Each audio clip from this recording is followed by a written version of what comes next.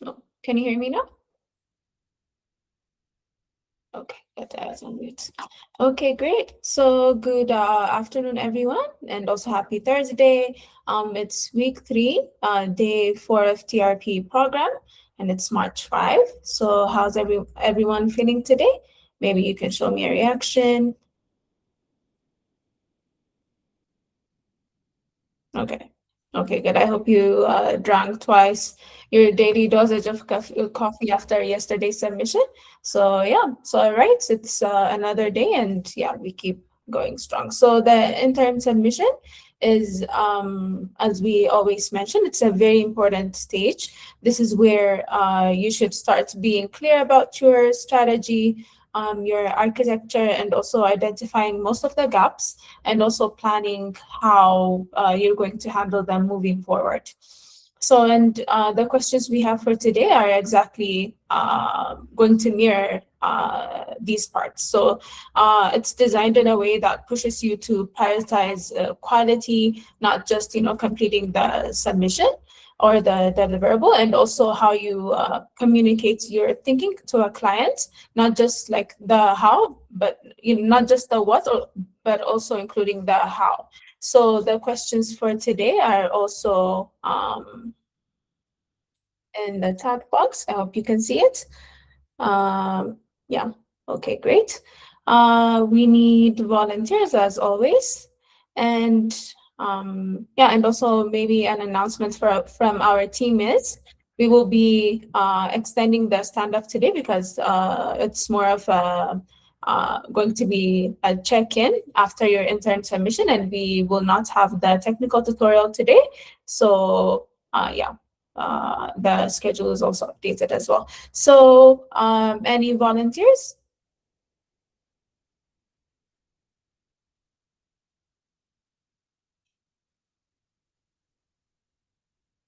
We need volunteers.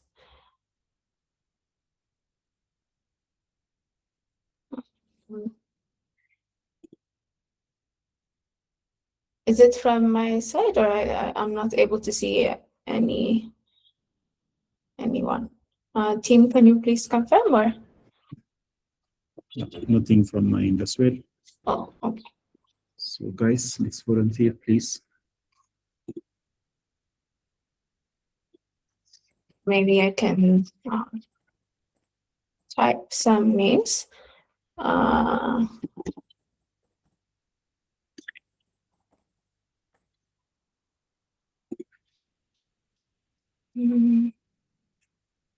Rahel Samson, could you please open up your mic and speak?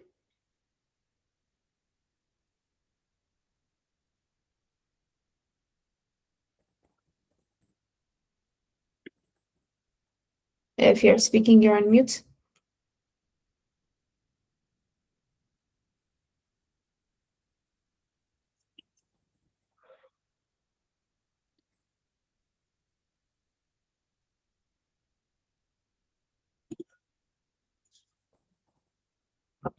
I think she's out.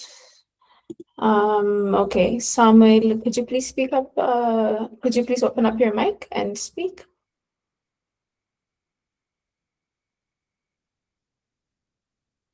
Okay, until then, maybe we can go to the next person.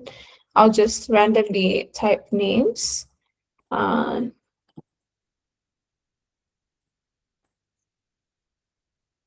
Okay, Surah Fatima, please do speak up.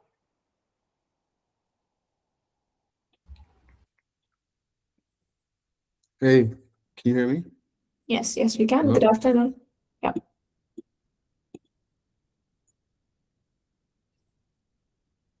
We can hear you. I think you're on mute.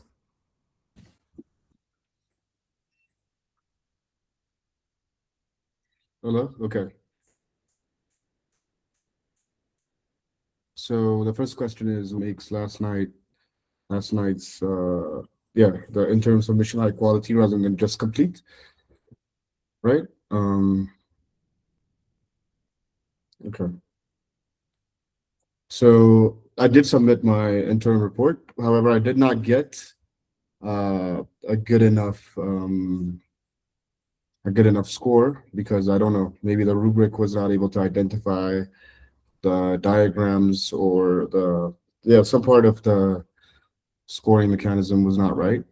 But like I did my triage agent was fully functional. I had that in my report, and yeah, strategy A, B, C, all of them were like implemented as well. I had like a confidence scoring for strategy A, and I had an extractor adapter for strategy B, and a budget guard for strategy C as well. Yeah, like 12 documents were, yeah, I had profiles for 12 documents as well as unit. I also had included some of the unit tests in my report. Yeah, so that's what I think makes my submission report high quality rather than just complete.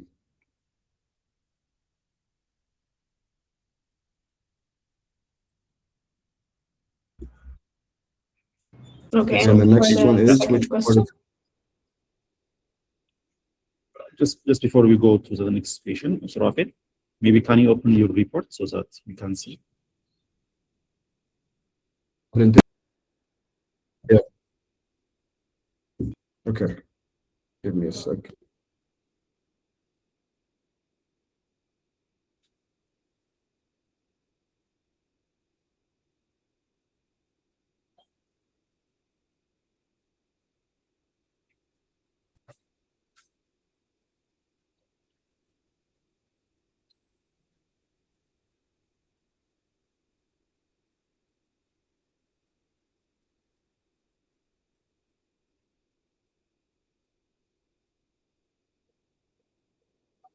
Can you see my screen? Not yet. Okay.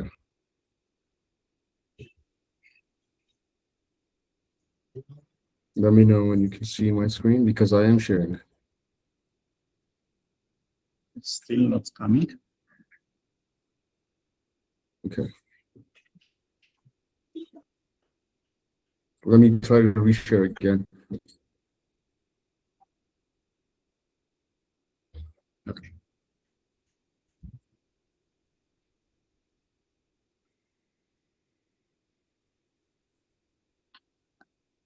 Okay, I'm trying to reshare. Sorry.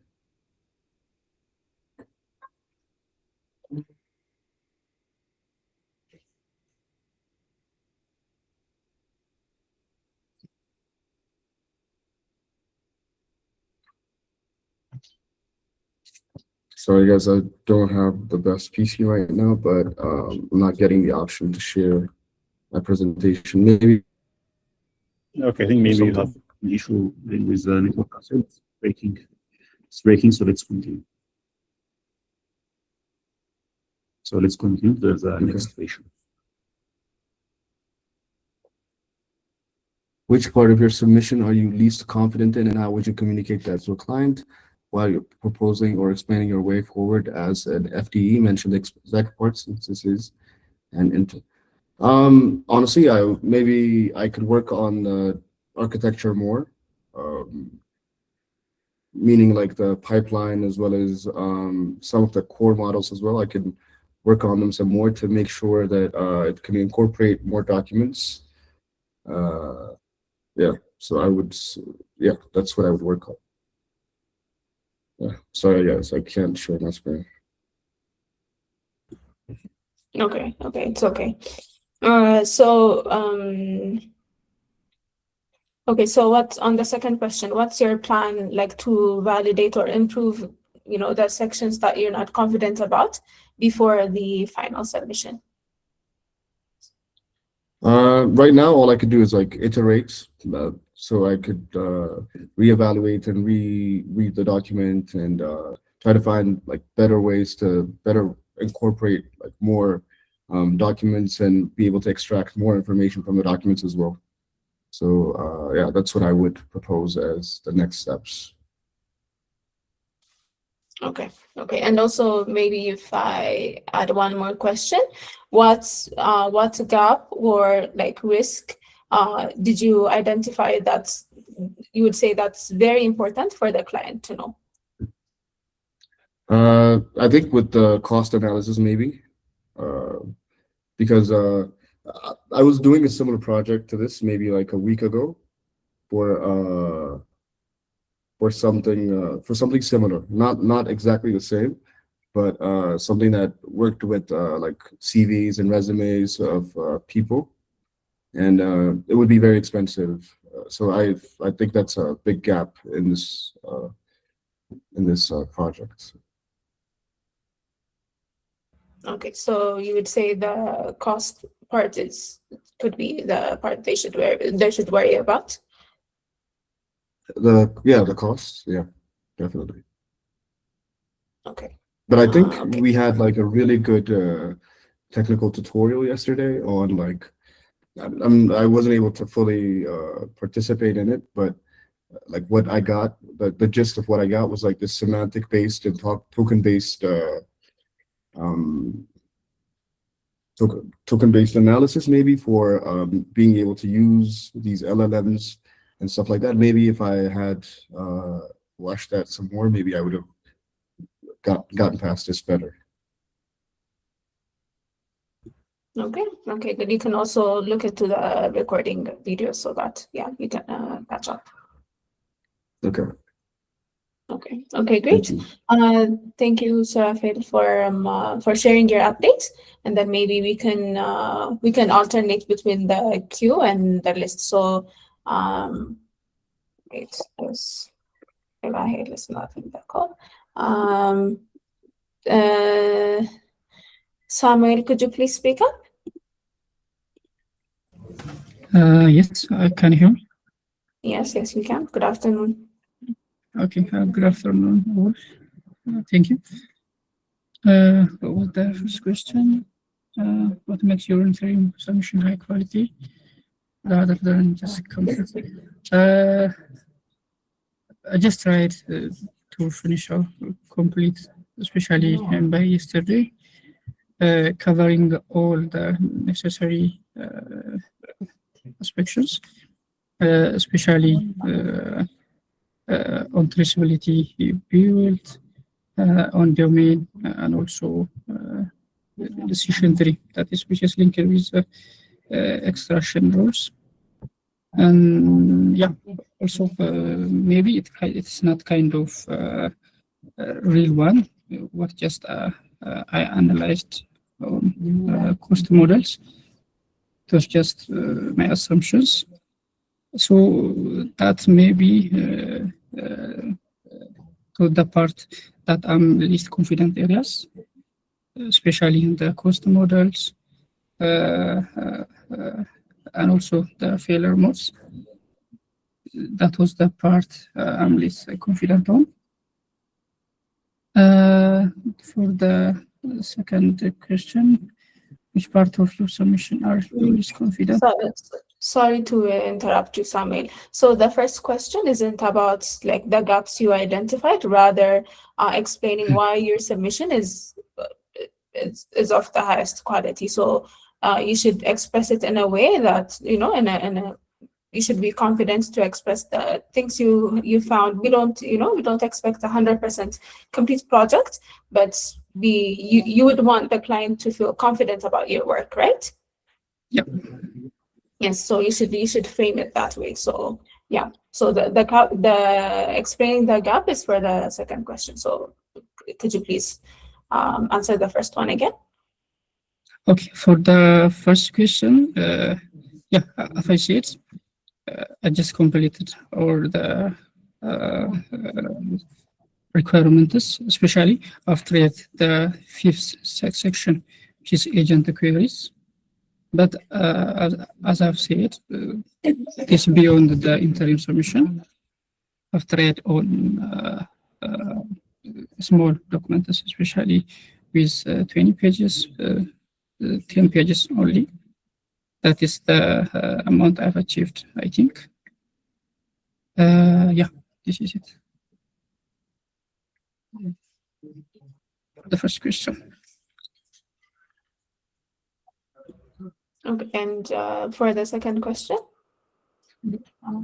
For the second question, which part of submission are you least confident in, and how you do communicate that to your client proposal? Yeah, for the second question, as I've wrote in the document, I just assumed the cost model, especially as I've written in the section 3, I think, yeah. It is just an assumption. I didn't take the real cost model, especially analyzing in token wise. So that was, I think, my gap, or it is the least confident areas I have. Yeah, so what I would say to the client is, yeah, design is complete, but the gaps are not calibrated and the cost model is not validated yet.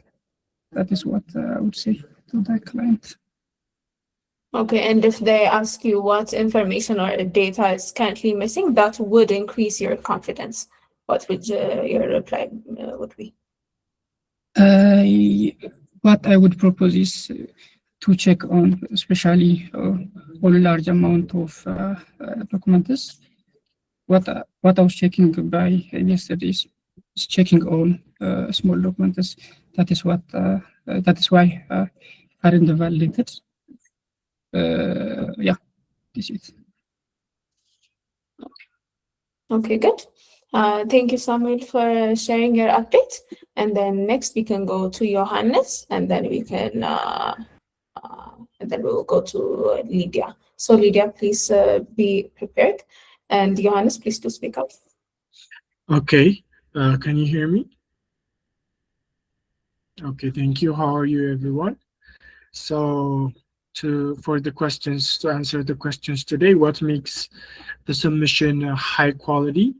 It isn't just high quality, I would say, because it works.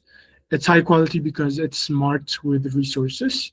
So instead of just throwing every document at the most expensive AI, I built a try-H system. So my pipeline looks at each file first to see how difficult it is.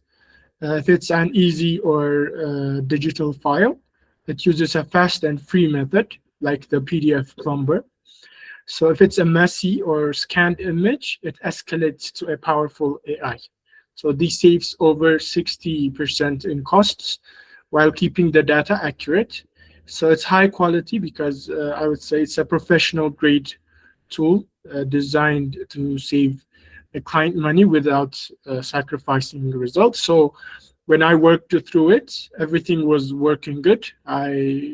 I encountered no blockers. My extraction ledger was working, and my budget card was also working. It was able to run through each of the 12 documents with the 4 PDFs classified in each class.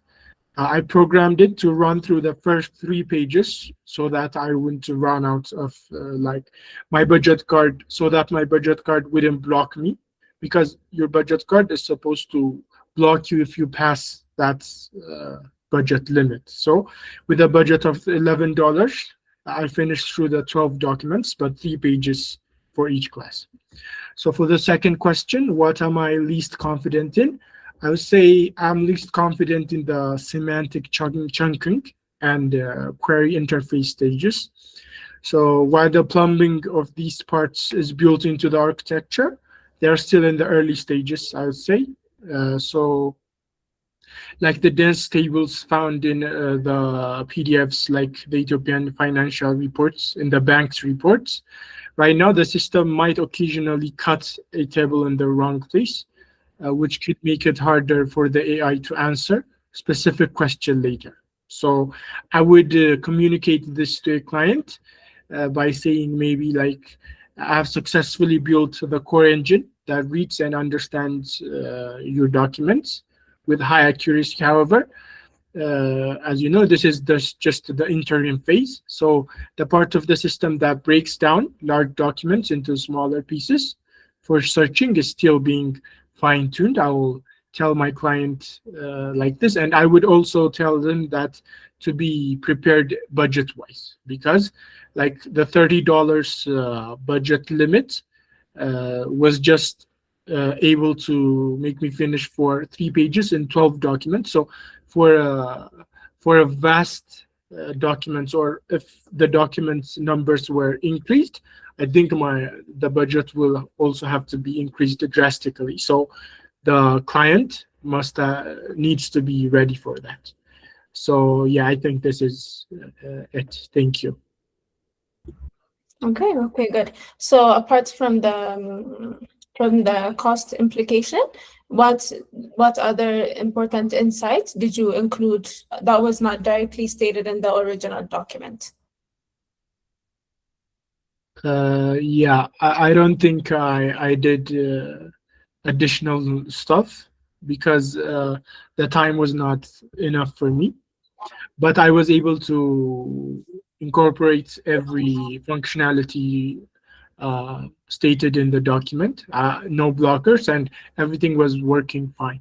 My extraction ledger was logging all the and the system was also escalating to the next stage if the first stage or if the current stage was not enough. So I think that's working, but in the coming days for the final submission, I'm sure that I would incorporate some new things, and my creativity will, I think, will contribute to this. Okay, great. Thank you, Hannes. Just And one anyone question. else? Okay. Sorry. Johannes, so you said $30 budget, right? So What? I'm which, sorry. a $30 budget, if it's beyond that, same they should take. So which part is actually costing that much? Okay. Yeah, the cost is dedicated to stage C, which means when the LLM is called. I used the ChatGPT-4 Mini when it's a scanned document. So for the second part, it's just a table, which I use Docling, which is completely free. And for the first one, I use PDF Plumber. But for the stage C, when the LLM starts calling the ChatGPT-4 Mini or the API, that's the most part that takes the budget. And as you can see, the files we were given, I think most of them were scanned documents instead of just normal PDFs. So I think the stage 3 is the one that takes a lot of budget. So in stage 3, you have like different methods of escalation, right? Yeah. So it's when is it when it goes to the VLM or the vision language models that it's costing $30? Yeah, the $30 limit was for that, for stage C, because the stage A and stage B are free. They don't use any LLM. Yeah. Okay. All right. So I think maybe so stage C is known, like it's known that it's going to be costing a lot. So say you have a 1,000-page PDF document, right? And if a user comes in and asks a question about the 1,000-page PDF document, and you are just passing the entire 1,000 page to a VLM, then it's definitely going to be costing. So we have like two issues. The first one is the cost, obviously, and then the second one is the context window as well. So as the length of the document increases, the amount of tokens that it will take will also increase, and then it could also go beyond the tokens an LLM can also handle, right? So I think like the main challenge of this week is probably like having a very well built system in which strategy C or stage C is not even like it's only going to be called at least maybe for the 1% of the query. So if that's the case, then we have really succeeded with this week's challenge. But otherwise, if it's going to be going to stage C, then like I said, we are going to be facing the two issues, both from the cost side as well as the context window of the LLM. And we can think like there's going to be a very huge number of pages of PDFs in the enterprise world. People are going to be chatting about a lot of documents. So stage C will be like the final even in some cases, we might not even consider stage C because, like I said, it's going to be going beyond the capability of the LLM.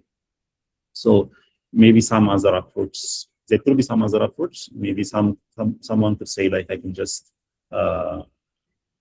makafafel the PDF documents into a certain number of pages and then pass those to the LLM, but still dividing the PDFs and then passing it through an LLM would still cost a lot.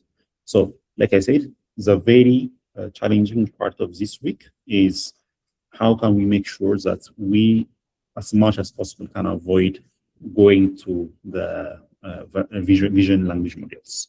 So I just wanted to state that, and if you make sure that you are like having you are putting the best engineering effort on that, then you are on the right track. Okay, thank you. But may I ask, what if the document is fully scanned? Do we have another option than using the LLM? Yeah, I mean, there could be options like LLMs. Definitely, they are capable of reading scanned documents, right? But maybe using other options such as docling and also minor U, those could maybe help. Also, there could be other options entirely, like not from the ones we mentioned, but on the internet, an open source solution that can handle such kind of scenarios. So a scanned document is basically a document that could still be, like, for example, if you are going to be performing an OCR on it, then you can extract the text from the scanned document, right? So that's basically how OCRs work. So if you also had an experience with maybe CAM scanner, is just an application, you scan a document with your mobile phone, and then it can extract the text from the scanned document, and then that text will then be passed. So even if it's a scanned document, at this day and age, since there are a lot of OCR capable strategies, so Nuri is also saying use local OCR extraction. That's also one possible option. So there are many ways in which you can extract the text from scanned documents as well. Okay, thank you. I would consider my options. Thank you. Yeah. Okay.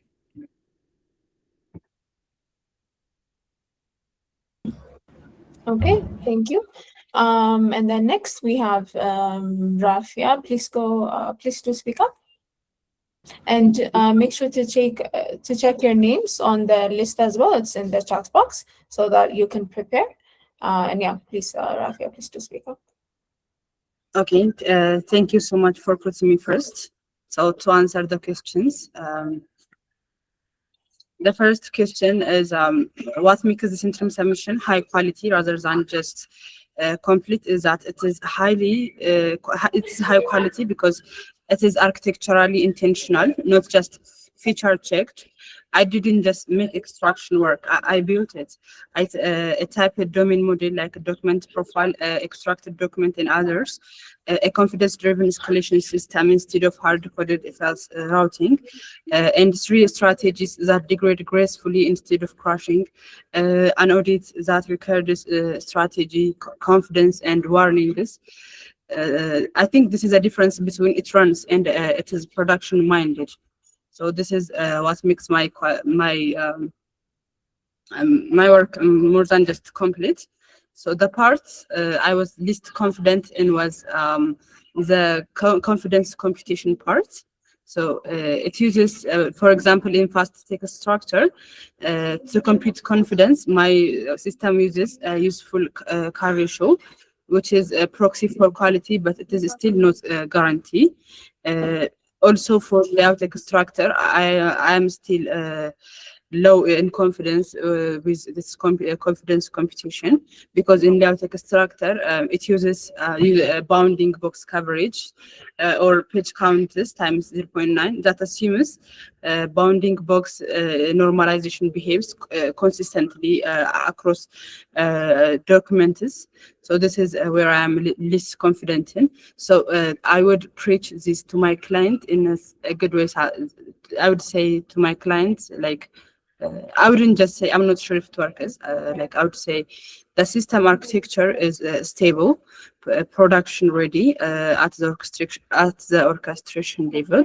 The main areas are still under calibration is confidence scoring. So currently, heuristic based, the confidence score is heuristic based. So in the next iteration, I will validate confidence thresholds against benchmark dataset to ensure escalation decision correlates with rule extraction quality. So yeah, this is how I would handle the questions and Okay, the okay, good. client. And okay, great. And what step would you take so that you can reduce the uncertainty in that section you mentioned?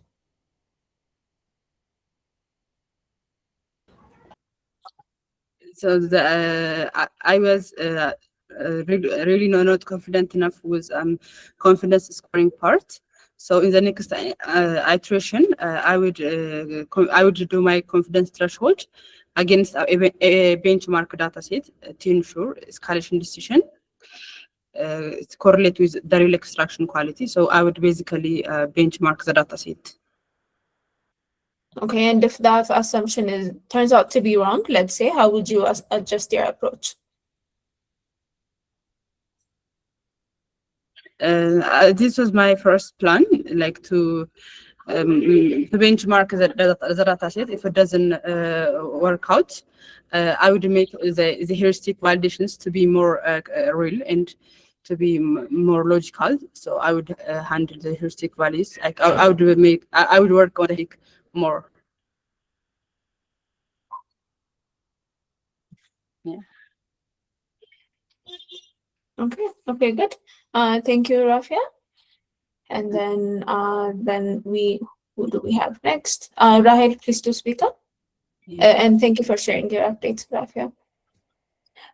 Good afternoon, guys. Am I audible? Yes, yes, you are. Good afternoon. Good afternoon. So, for the first question, what makes my interim submission high quality is that I didn't just list tools or describe a generic pipeline. I actually analyzed the provided documents and used those observations to design both the extraction strategy and also the architecture.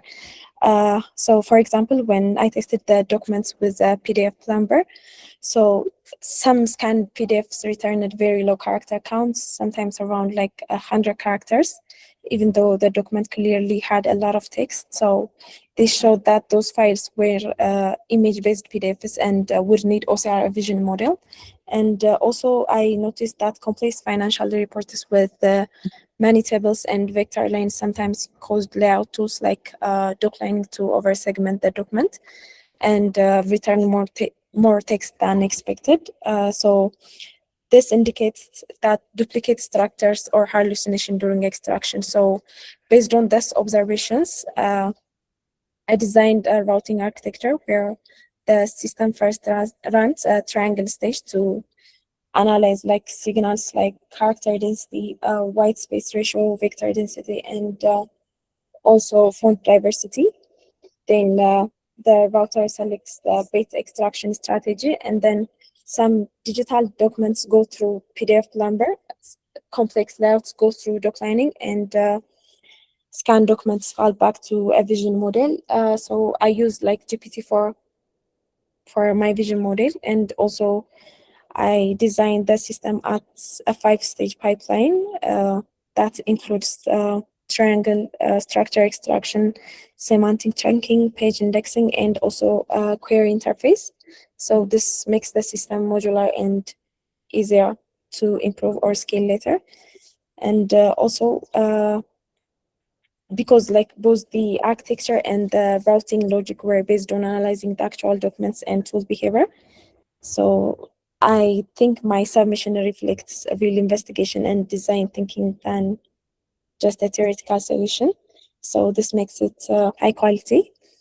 And for the second question, the part that I'm least confident in right now is the confidence score threshold that I used in my extraction router. So this thresholds decide when the system should move from like strategy to strategy B or strategy C right now.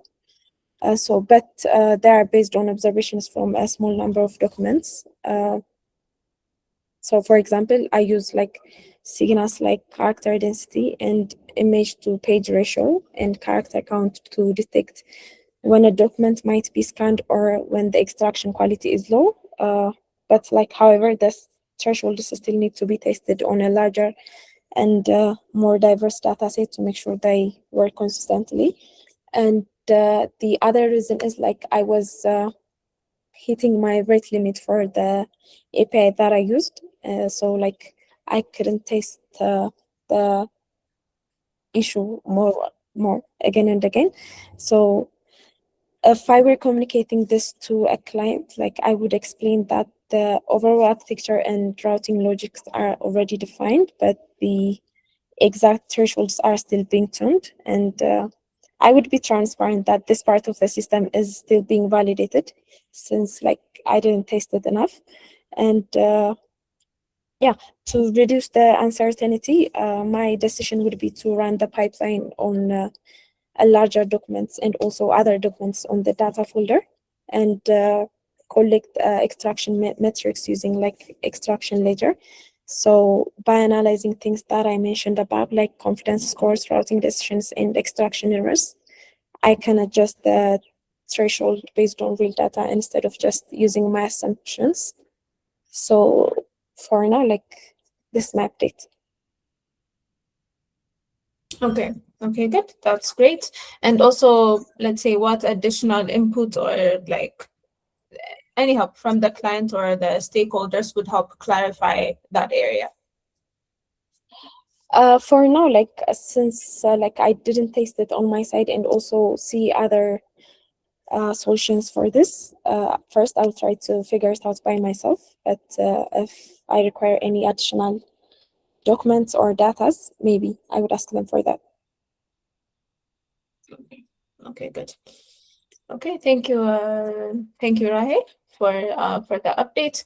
And then next we have and also Johannes has a question for you. He's asking, what was your budget for stage C or for the vision LLMs?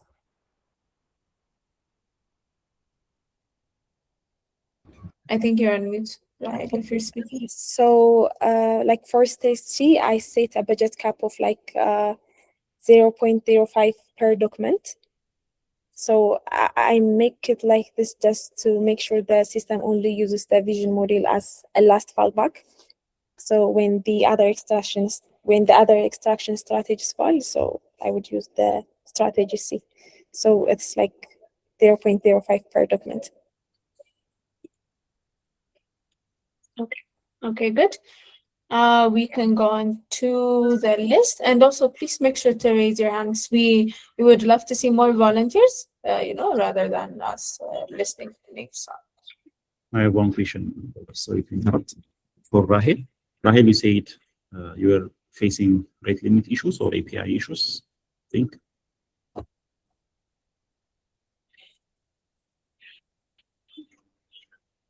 Rahel?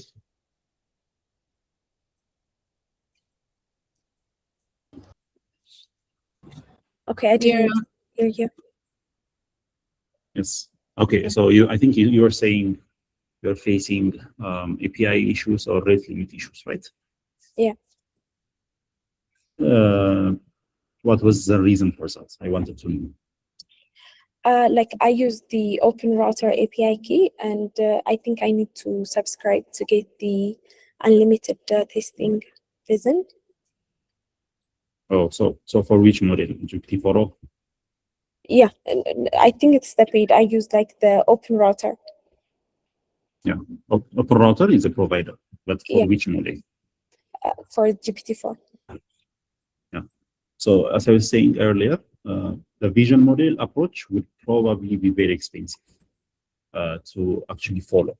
And as we were discussing earlier, even for scanned images, probably, as Honoria is saying also, and you can write here, other options that you mentioned, you can consider others.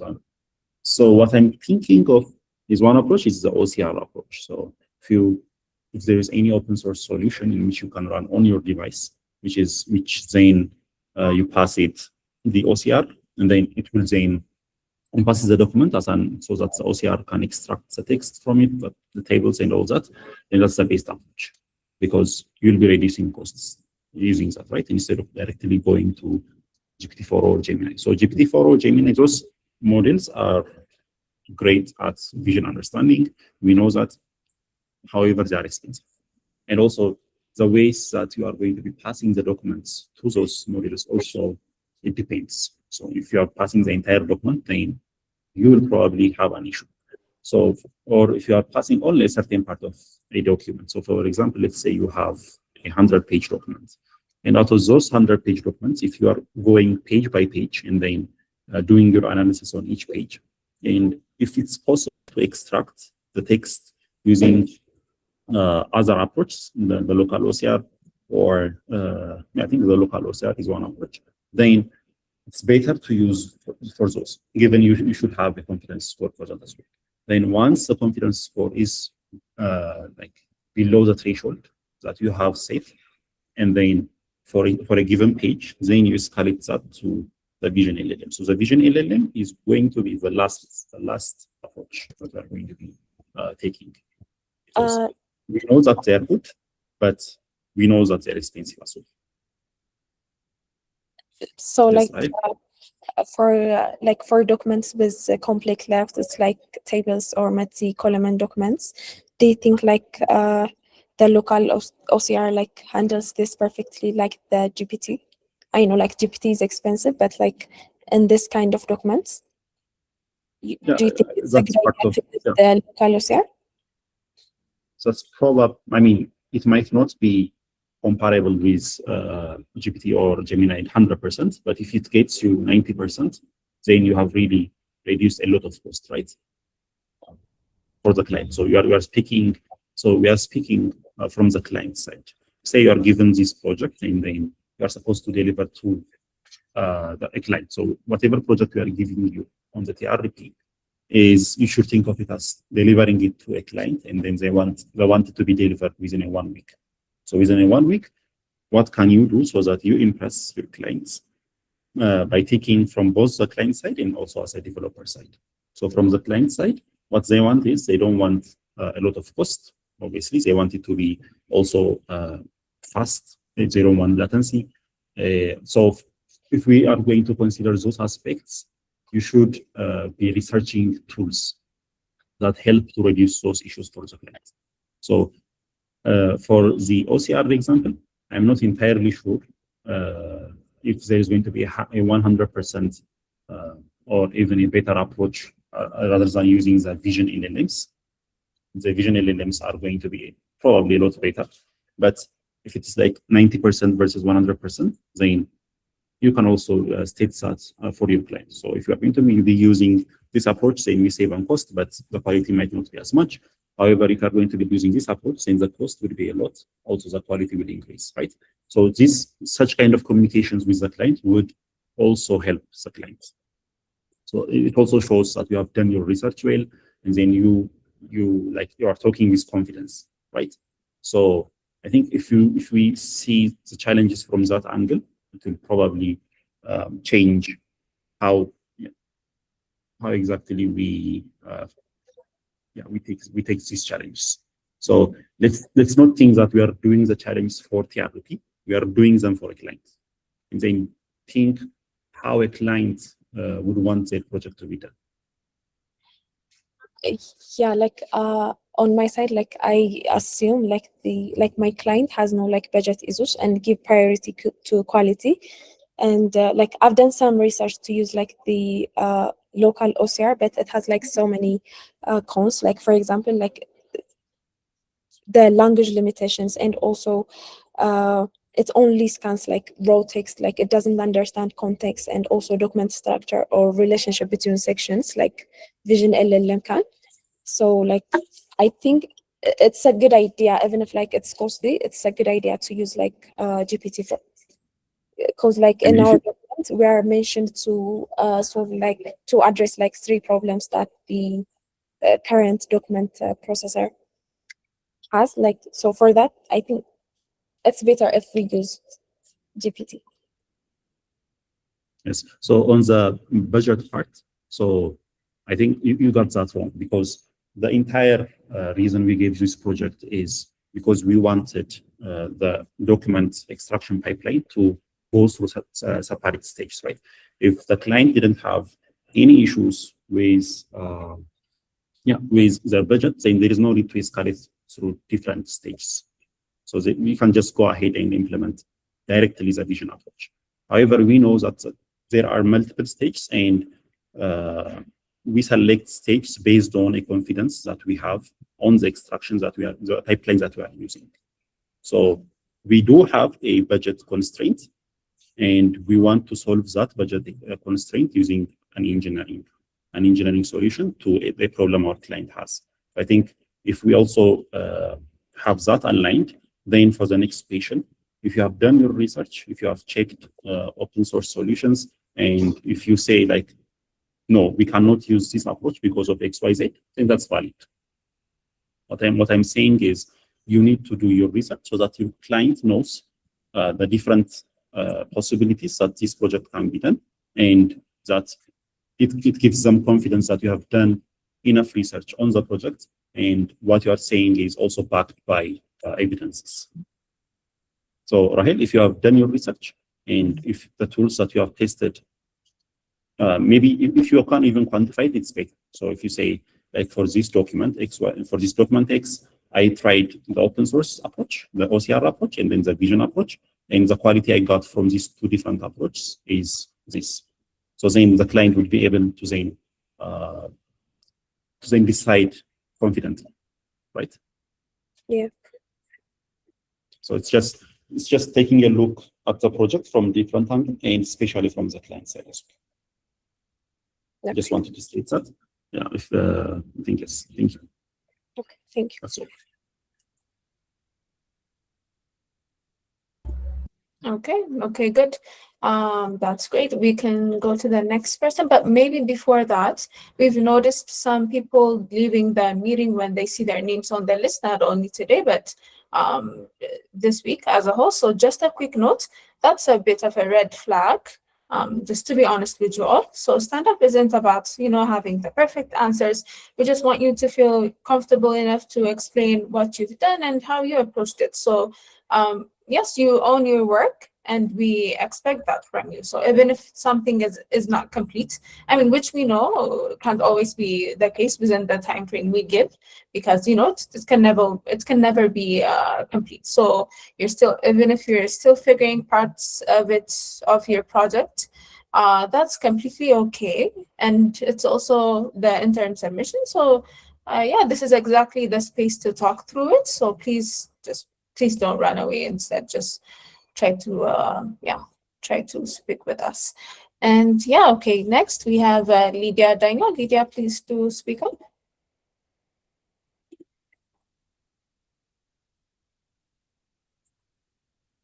Okay, let's go to the next person. Jonas, please speak up. Jonas Makonnen, if you're speaking, you're on mute.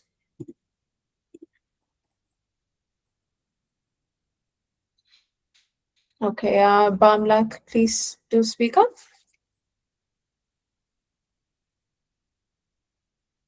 If you're speaking, you're on mute.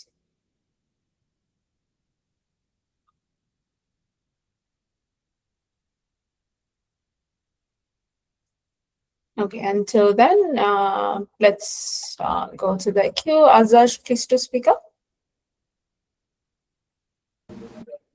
Okay, I am audible. Yes, you are. Good afternoon. Good afternoon. When I come to the first question, I am doing in high quality for the routing purpose, which means after identifying the document profiles, then I am doing that routing. When I come to the second question, I have some doubt in compliant in the first document when I bring document profiling. because some documents, when it comes to as an example, yes, we can do in different like OCR and other things. But when it comes to the like some documents, there are in local languages and many things. When they at that time, what I do, for example, for which domain this document is under, like this document is financial, is legal or such like this, without an LLM, it cannot be identified like I think OCR and other approaches. So I can explain the clients such like if their data have such like collection, this probably such like error happen for the last RAG and context provided. This is Okay, before we move on to the next question, like instead of just telling us your progress, I want you to explain more like why your submission is high quality. So frame it in a way that would, make the client confident in your work. Like, Rahel and Johannes frame it that way. So like walk us through your thinking or like why your submission is of high quality. I am doing I am test for my today's submission. I am test all my work that is passed based on the threshold limit. So then the expected output is correct, so they can that's high quality in a high percentage test coverage. So the documents go to their exact extraction tools based on that document profile. I did that, so they can search like things if they high quality.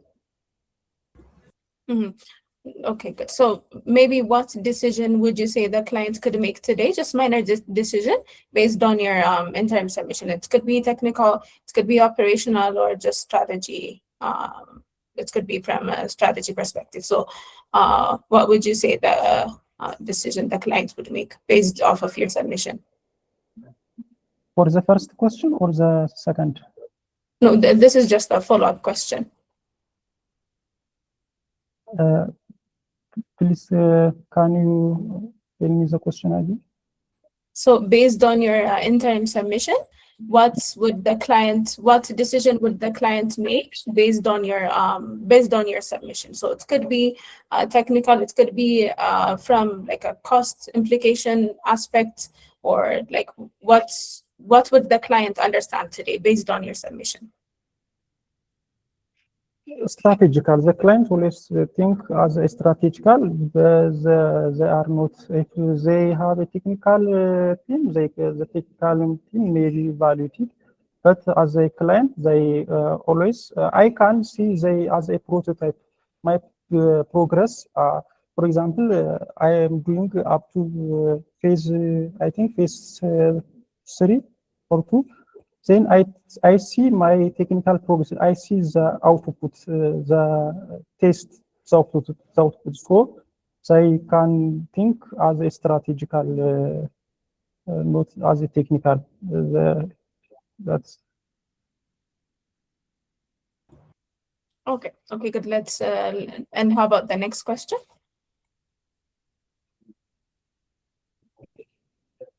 for the next. So which parts of your submission are you least confident in, and how would you communicate that to a client while proposing or explaining your way forward? For the, I am least confidence in the, as I told you in the first, for the document profiling, which means, OSR and other things do better. But when it comes to, for example, there is an illegal document which is written by in Afan Oromo or in Amharic or something.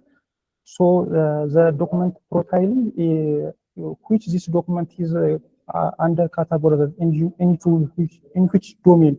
Then at that time there is some misinformation. This misinformation takes some error at the end of the product. So I can ask their business scope and what they run, what their data, which is provided to this system.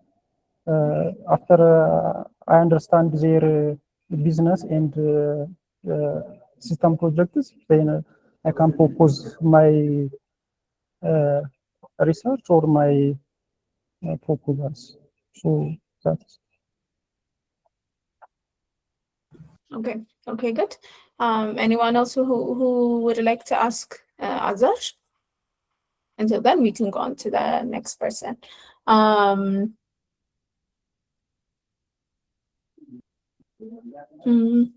Nahum, please to speak up. Nahum Dasale.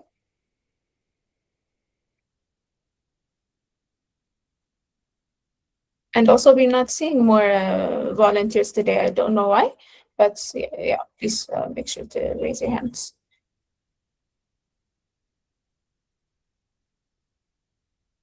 Okay, maybe we can go to the queue. Betel, please to speak up. Good afternoon, guys. As for the question, I would say, well, what makes my interim submission high quality? Because it's cost effective. I'm trying to use OECR rather than the Bailey models. And which part of it? The list, again, the list, I'm confident about the OECR because it's not scanning or extracting the text from the images like I wanted, and I'm still testing on that.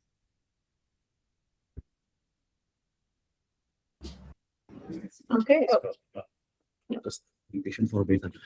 Betel, if you can, I was just checking your report submission, and maybe you can take us through your report. I'm sorry. If you can open your screen and then take us through the interim submission for the report.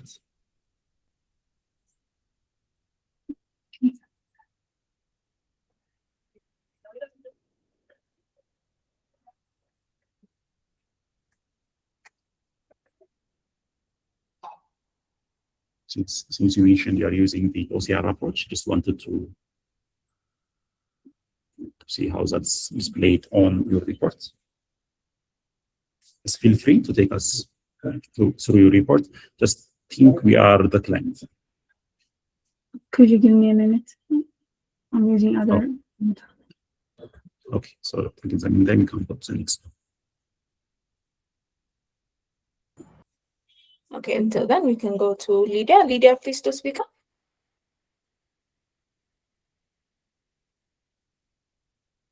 If you're speaking, you're on mute. Am I audible? Yes, yes, you are. Good afternoon. Good afternoon. So, the first question, what makes your interim submission high quality rather than just a complete? So, I focused on making sure the submission is not just done and it's reliable. So the extraction route handles failure smoothly, and the changing engine follows a strict rule to produce logic documentation. Documentation unit constantly, and the page index builder has a safe fallback. So if the LLM fails, it has a safe fallback. The other thing is vector investigation and queries are ready to plug in.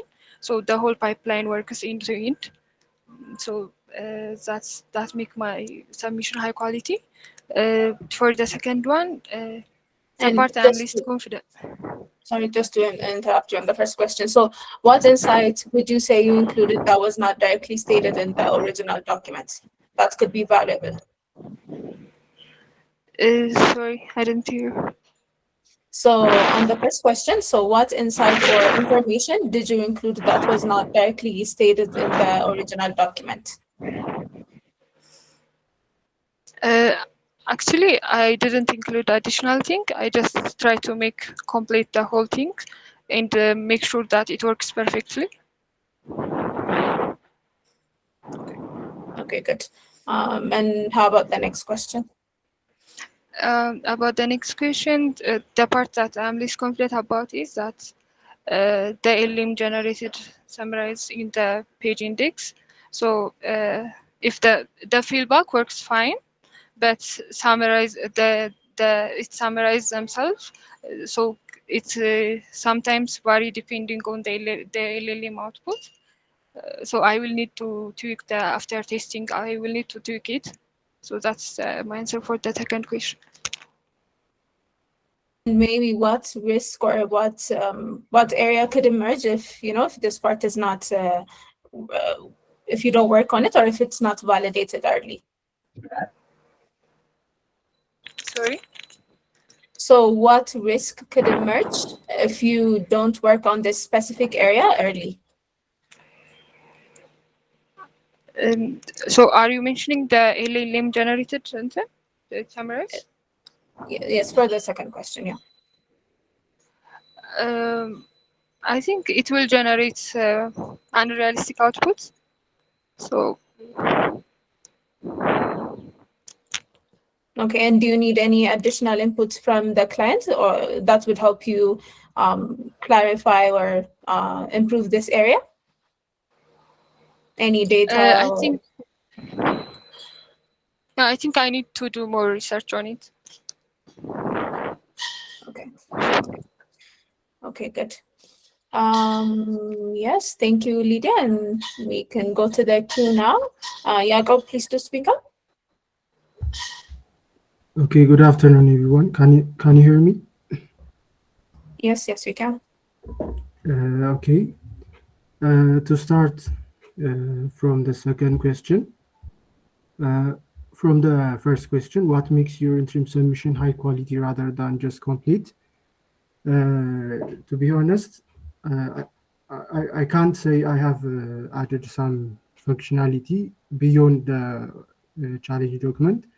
Since we are on the interim submission, after the final submission, I'll try to add some features, but currently, multidimensional cost awareness, I think it makes high quality. This makes my interim submission high quality because the current state, it calculates both the monetary cost, which means costs per page, and also temporal latency calculation, which means pay per page, how much time, how much seconds it takes per page. So the costs are, it suggests two types of costs. So this might be the quality rather than the just complete state of my interim submission. And to go for the second question, which part of your submission are you least confident? I am least confident in the glitter slicing heuristic. Of course, this is for non-standard two-column layouts. While my project currently uses a 20 slice vertical analysis to dictate columns, edges, and heavy headers or footers. It might break at some state. It might break reading order reconstructions. So I will communicate this with my client, just mentioning my current pipeline successfully automates around 90%, but there might be 10% technical risks reading order in reconstruction. So I will try to improve. I will try to make this 90% to be 100% for the clients until the final submission. So this is my state. Thank you. Okay, good. So like what experiment or like, the validation process you would run to improve that part? I'm still working on it. Since we have 2 days, I think I will do more researches and do the best to block this blocker. Okay, good. Great. Thank you, Jacob. We can go to the list now. Bamla, could you please speak up? If you're speaking, you're on mute.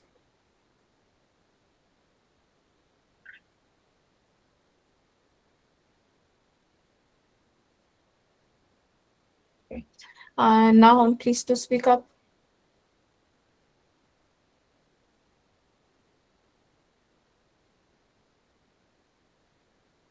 Ermias, could you please speak up? If you're speaking, you're on mute.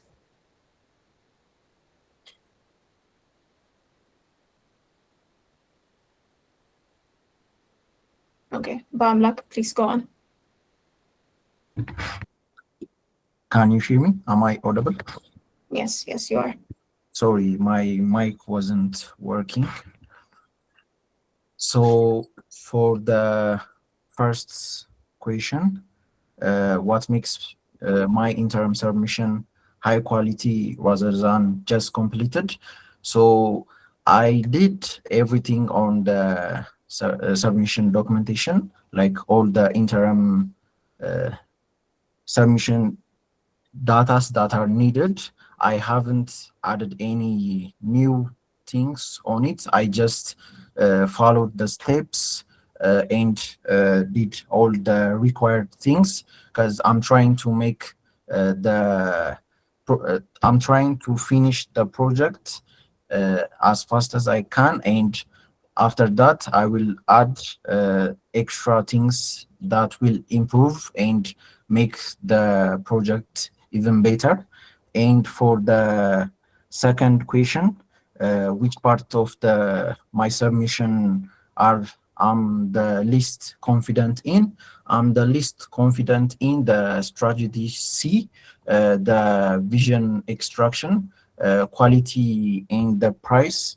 So for the budgeting, like I was thinking on using OpenAI, but it might take a lot of costs, and it will take a lot.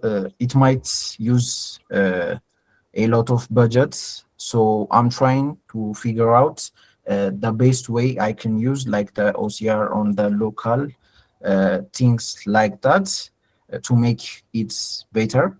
So yeah. Okay, good. It's good that you are taking us through through the process, but we also need like something tangible, when you say you're making your project better, like what exactly do you mean? Like point to like a concrete feature or like section or just part of your work? So on the strategy C, I'm still doing researches, like what can I use to make it budget friendly and not use a lot of tokens when I run the project, while using like OpenAI or any other AI tools.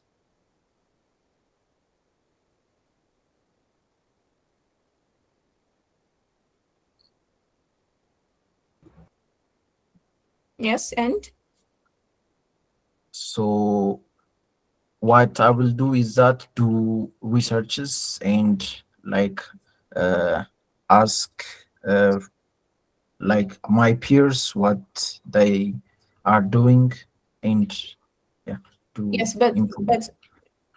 yes, I think I assume you've already submitted your interim submission, right? Yeah, I have.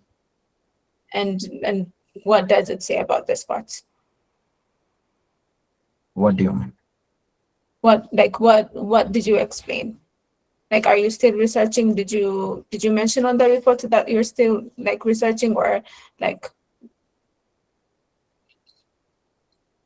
No, I have like I'm going to use OpenAI for it, but I'm hearing like Abdul Hamid said, it will take a lot of tokens. So I'm like going back and trying to improve that.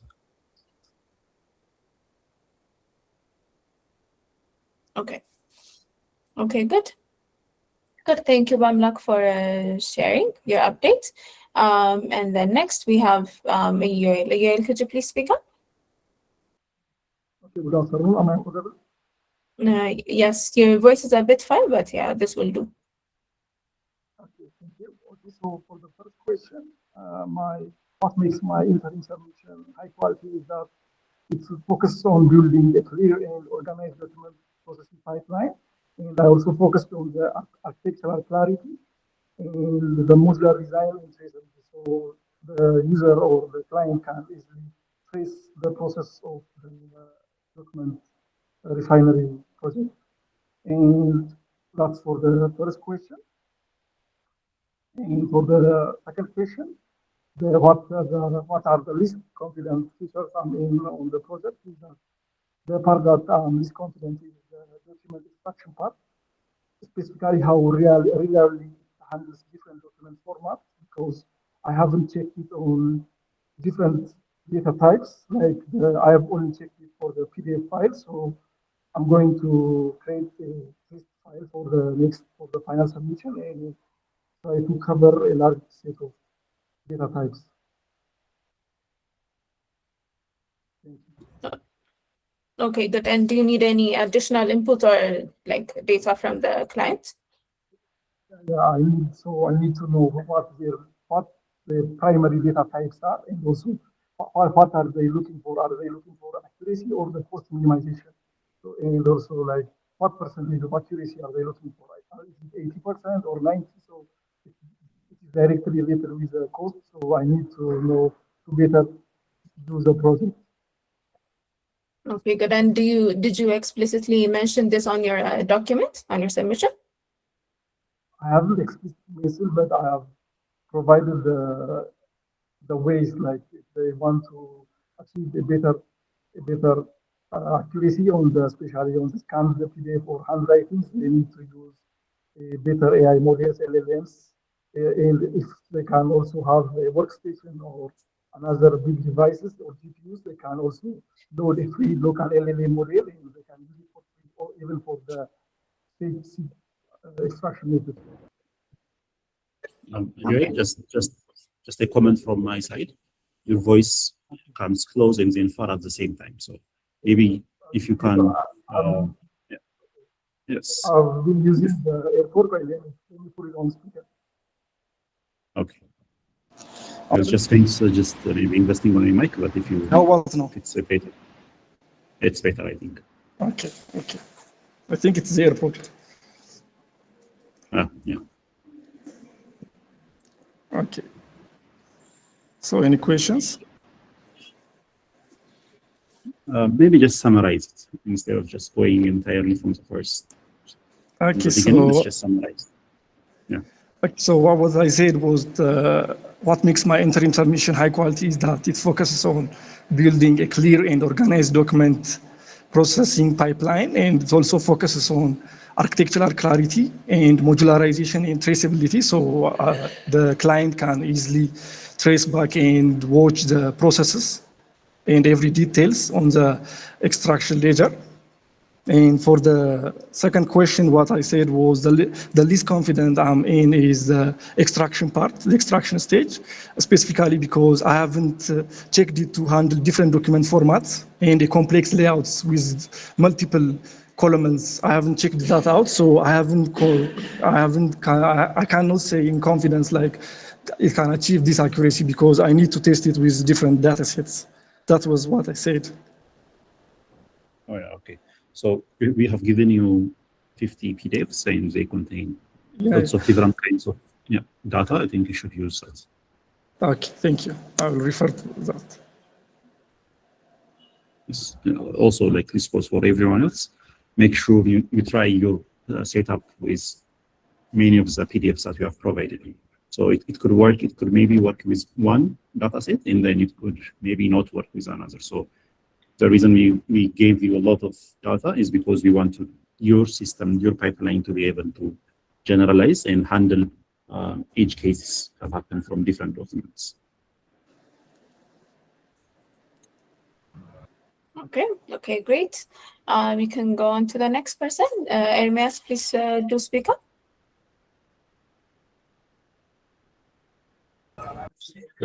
Hello everyone, can you hear me? Yes, we can. Okay. So yeah, for the first question, what makes your submission high quality? I would say it's high quality. I mainly given the time constraints, I try to complete the given tasks or the given.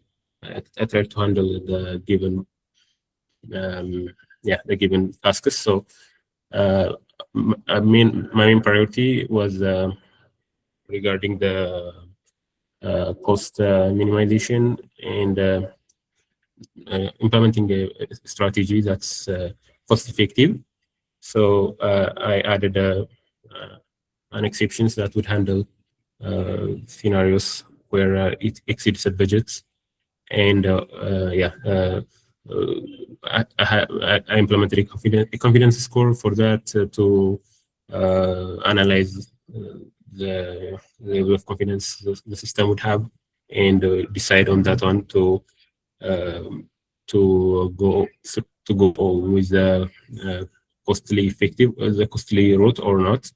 So the implementation is lacking a bit. For the second question,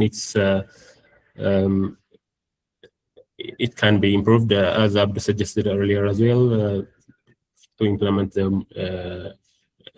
better extraction routes for the system. We can implement, we can use different tools. So I need to do more research on that, and I believe by the final submission, I would be able to add more value to the overall system, and show a better implementation as well.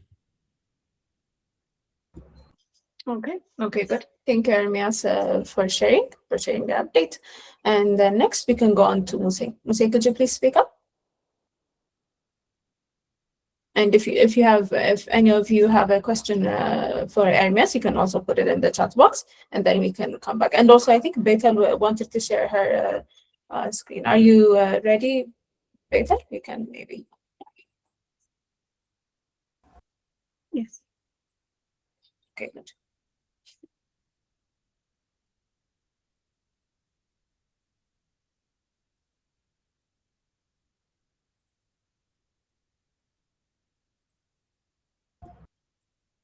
We're not able to see your screen if you're sharing. Okay, it's off now. I think Abdurrahman has a question, right? Yes, Abdurrahman. Yeah, you can just take us through the reports. Okay. This is actually from the chat that I was testing from using Windsurf. So I was testing using these 3 folders that you gave us. And as I said, on the first one, OCR didn't extract what I wanted, like my numbers. Basically, it was the same for the 3, and my PC is also getting stuck. I don't know why. So I have to shift to Google Colab, but the same thing happened here too. So when you say OCR, like what is it? Like, is it a model? Or like, can you tell us about the OCR approach followed? So the OCR that I used was, I think it's called p-test.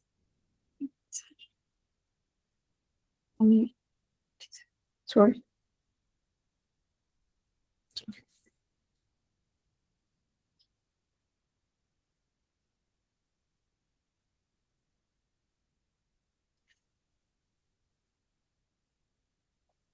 So you give us on the folder, it's called test circuit or something like that. Okay, and I was using that and it keeps getting stuck. I don't know why. So I was running tests and this is something that I got. think of us like a client, right? So not someone that's like a fellow engineer, but a client. And how would you report this to your clients?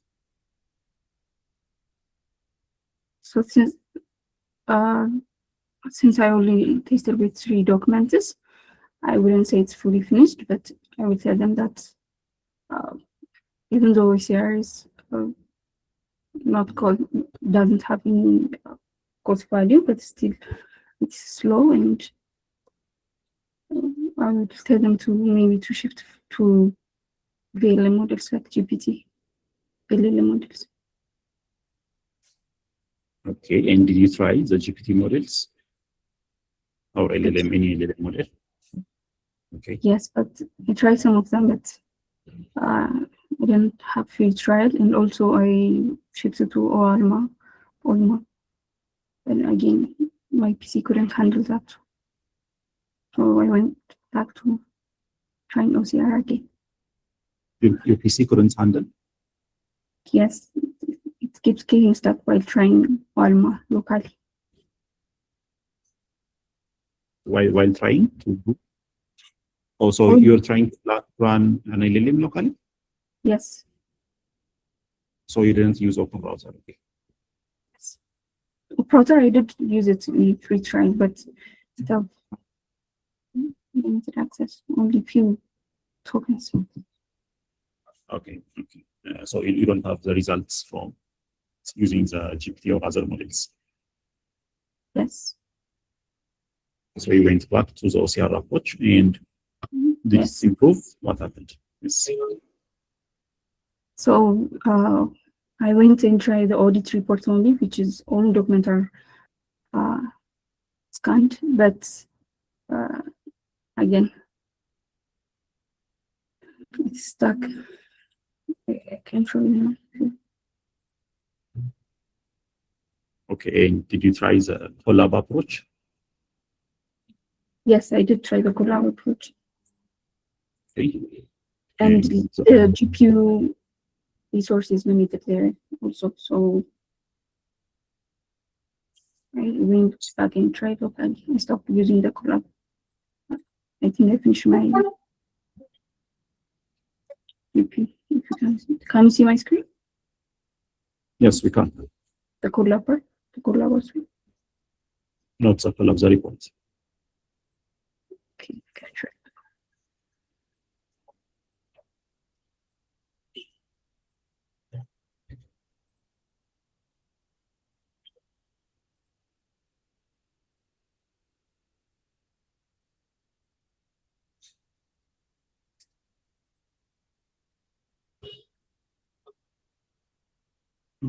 Okay, are you trying to share again, or? Yes. Can you see it now? Yes. So I was running the code I was with, and it reached here. It's automatically closed. I think I'm not also. I'm not available to use the GPU because I have finished my limit. So again, I went on and tried locally. But still, it's taking too much time for the OCR to scanning, extract, and I'm planning to use parameter like. So just to clarify, from the solar part, we used the 16 GB that they provided, Nice. I think you can also change the runtimes to the GPU. I did. And it used the entire, Yes. how much does it give you, 12 or 16 GB? Due to usage limits in Colab. Okay, so maybe Colab is also running out of GPUs.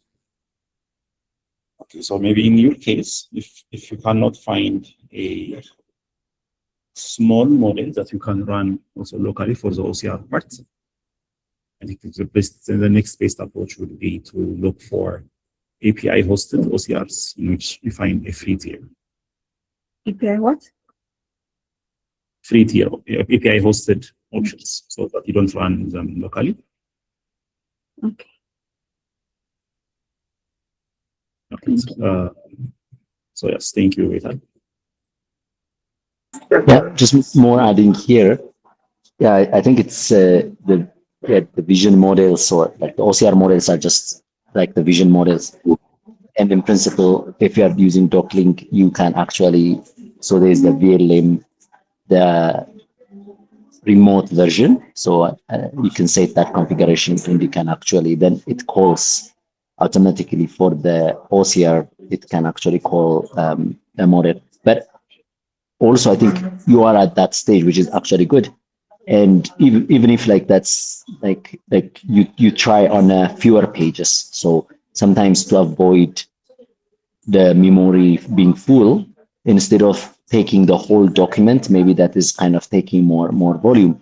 Just take sample from that. You just take sample pages that then you subset, and then you can actually try it on that. When it's a fewer pages, then it gets much more easier, right? So you don't have to, like, as long as the code works, you can, it works, and it's just a point of memory. Then you reduce the memory by reducing the page size. So basically, okay, I'm gonna give it, like, from that report, I'm gonna take a few pages, and I'm gonna try on top of that. I think that might also be something that can address. Okay, thank you. Yeah. But yeah, it's good. I think sometimes I would say, if you break your all the available resources that you have achieved something remarkable. Normally, it's about, almost always, if you can exhaust every resource you have, then you're doing well. So I think that's good.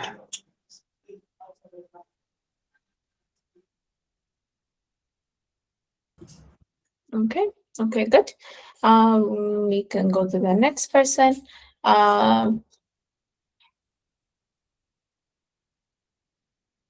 I think Ermias already spoke. Muse, could you please open up your mic and speak? Okay, it's not in the call. Okay. Ramla, could you please speak up?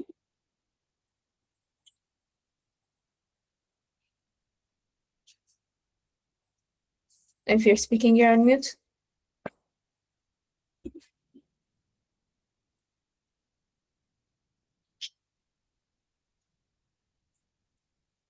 Okay, she is. Okay. Zamzam, could you please speak up?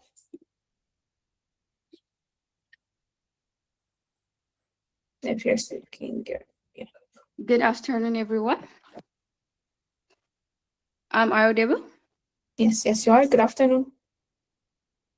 Okay, so regarding the questions, what makes my interim submission a high quality is, rather than proposing a generic document processing pipeline, I started by analyzing the actual corpus and documenting domain-specific observations in domain notes, so that let the architecture be driven by real document structure and observed failure modes, not just assumptions. For the second question, least confident part is the docklink adapter in layout file. especially getting consistent table structure and element level bounding boxes across different PDFs. So what how I would communicate with client, I would say, this is the main risk area. We will validate it on your top document template first, measure table bbox quality, and then tighten the adapter or swap in minor U for the hard cases. Thank you. Back to you. Okay, good. And also maybe if your assumption, let's say, turns out to be wrong, how would you adjust your approach? So if it turned out wrong, I just communicated to make things sure. So if it turns out wrong, so we would back to the first assumption.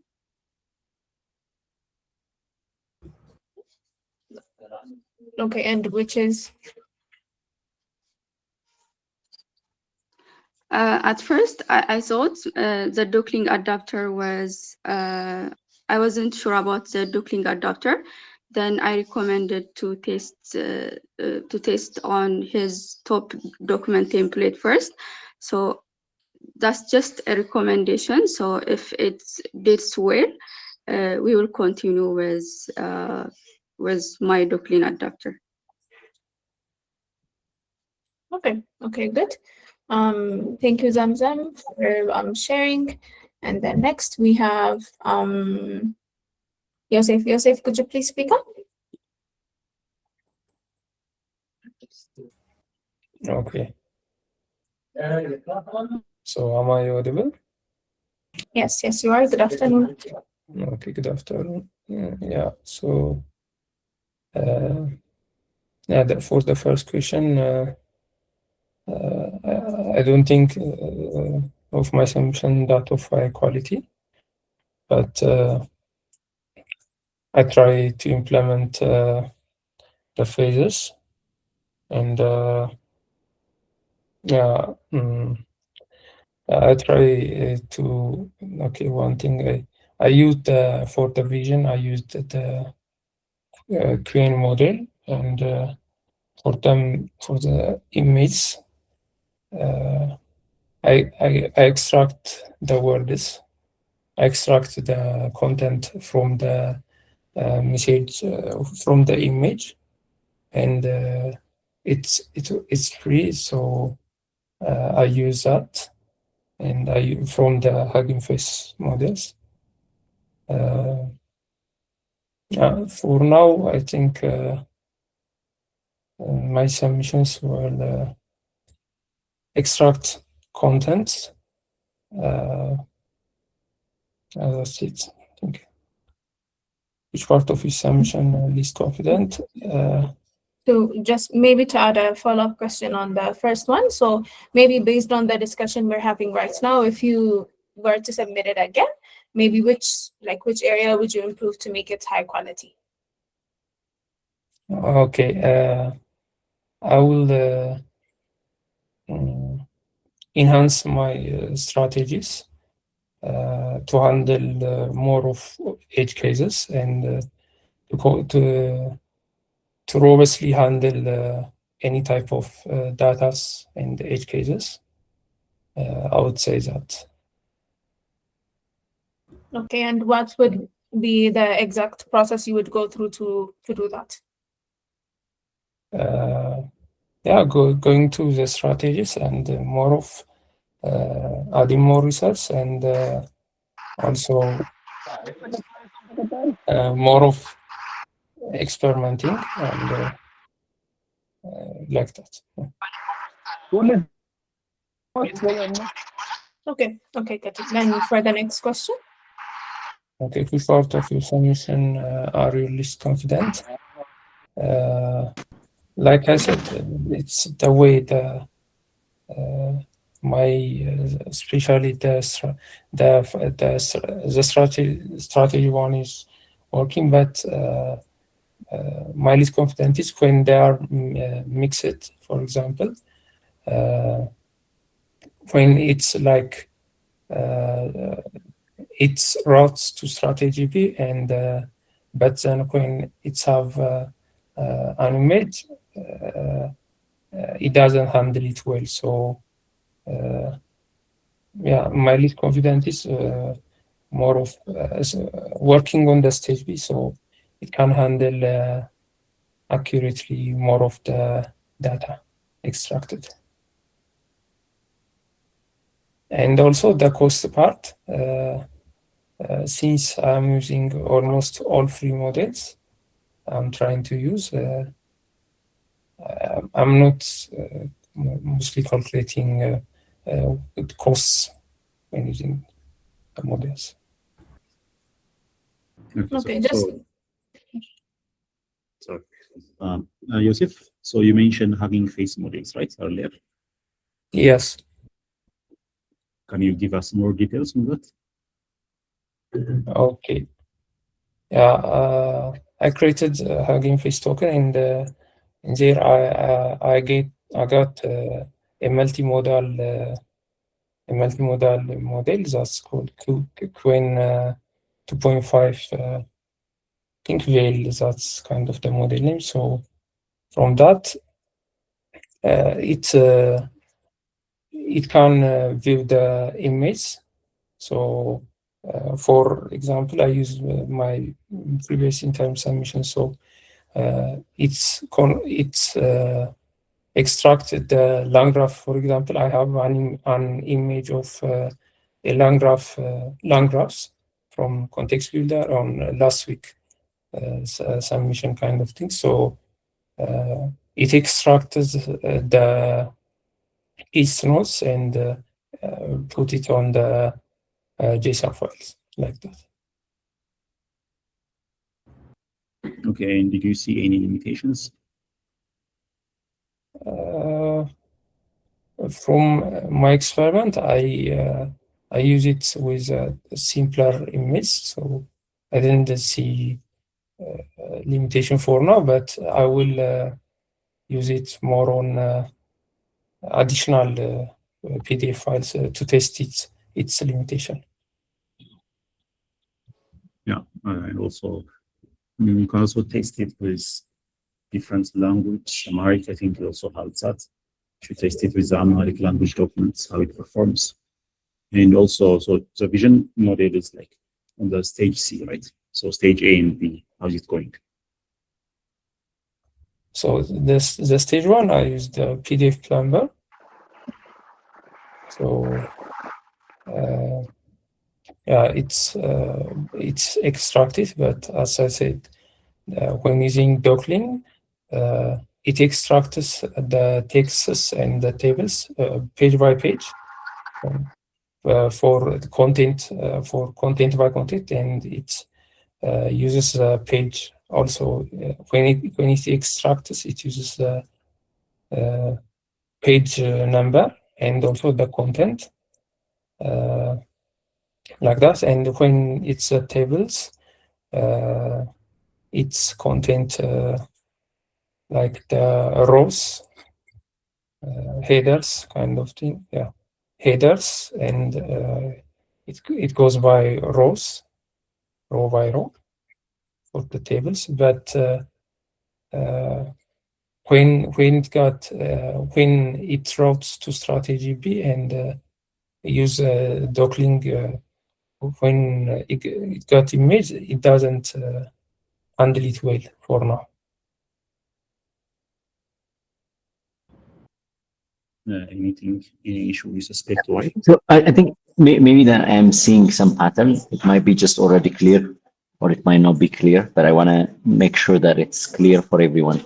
So in docklink, or including also minor U and others, you have two types. One is called the VLM, which is more for OCR, and then the other one is image description.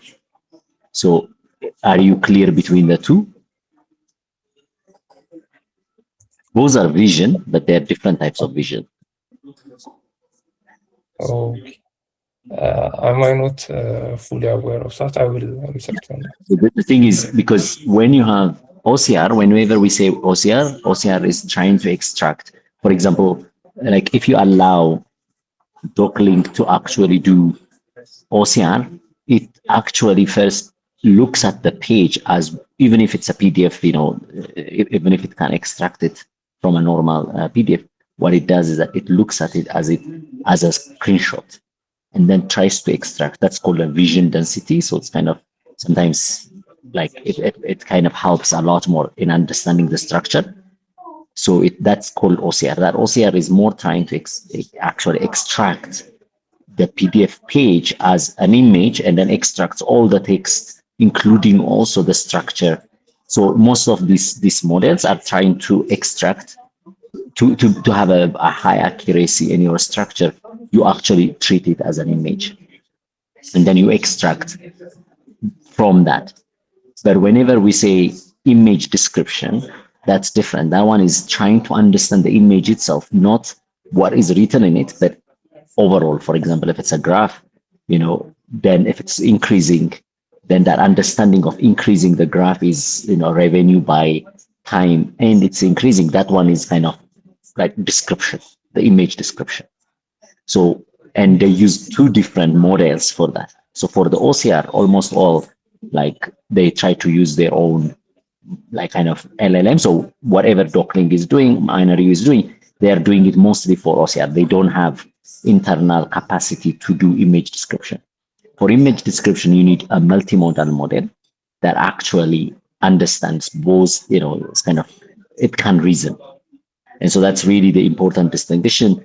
Like, and you can actually switch off OCR, like in Docklink. And that means just Docklink tries to infer the page actually as a simple page and then tries to extract it.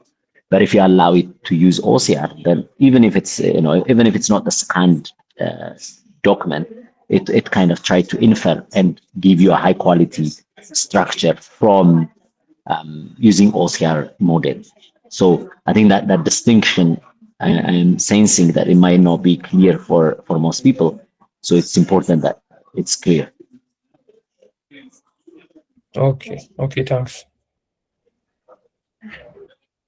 Okay, good. Thank you for the explanation, team. I think these conversations helps us to clear things up, and they should also help you as you continue improving your work toward the the final submission. So yeah, thank you for sharing. And then the next person is going to be Nabiyu. Nabiyu Ambebe, could you please speak up?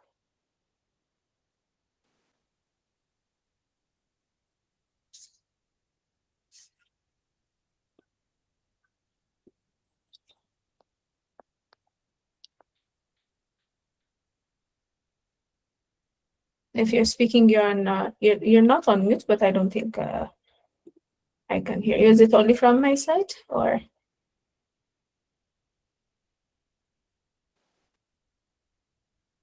No, I think we can't. I'm not hearing anything as well.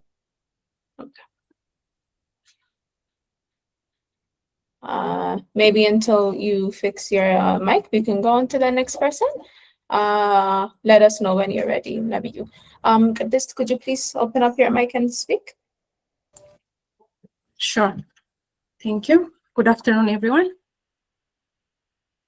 Good afternoon. Sure. Let's start from the first question. What makes your interim submission high quality rather than just complete? I try to classify the documents when I start reading, seeing the documents, and I think the best thing from the report is a strategy B handles the scanned document very well. When I see the result, I try to touch some samples from the CB, the tax, and the audit data sets.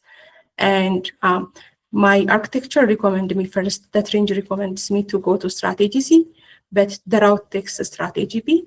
And the least confidence score I got is 0.79. And I think when I present this one for the client, I will tell that we got our some sample scan document is achieved around 79 up to 100 quality. So maybe in the recommendation, I will say that let's test some worst quality scans with the API or the strategy C. What needs to be, the second question is which part of your submission are the least confident? Right now, I am working on on each results and to see all the documents. As I told you, I did on the samples, so I should take every age of the documents in each part and check it out if everything is captured very well. I am working on that. Okay, okay, good. Do we have any questions for Baptiste? So Baptiste, I was just checking the report as well. Since you have proceeded with submission, you have also started working on the final submission. Maybe can you take us through your report? Just an overview. Sure.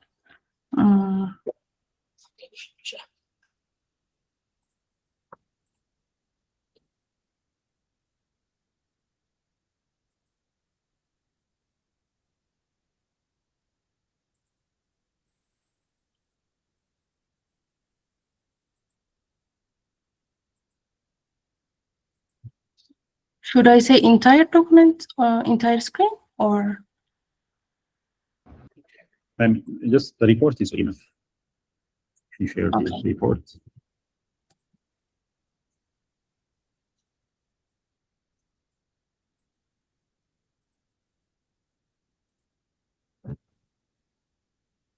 Is the report visible now? Yes, it's on the Telegram, so it's not the right screen, I believe.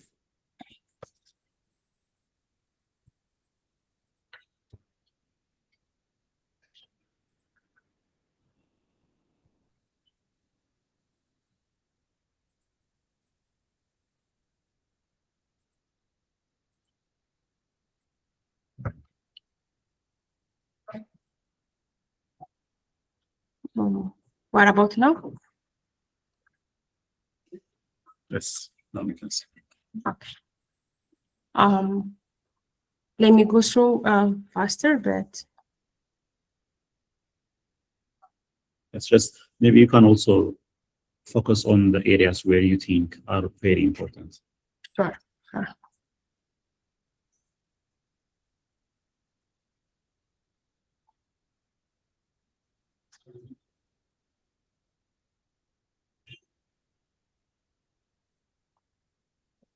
So I try to classify the documents and across the page, as you see from the table, strategy A will go with 60 page, around 27%, 12%.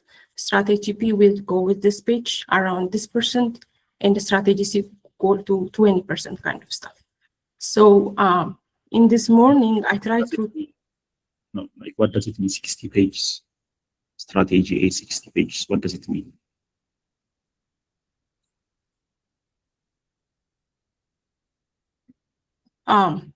So at the fast text strategy will go through with the documents. We use the PDF number, and it catch out around 60 pages out of the first.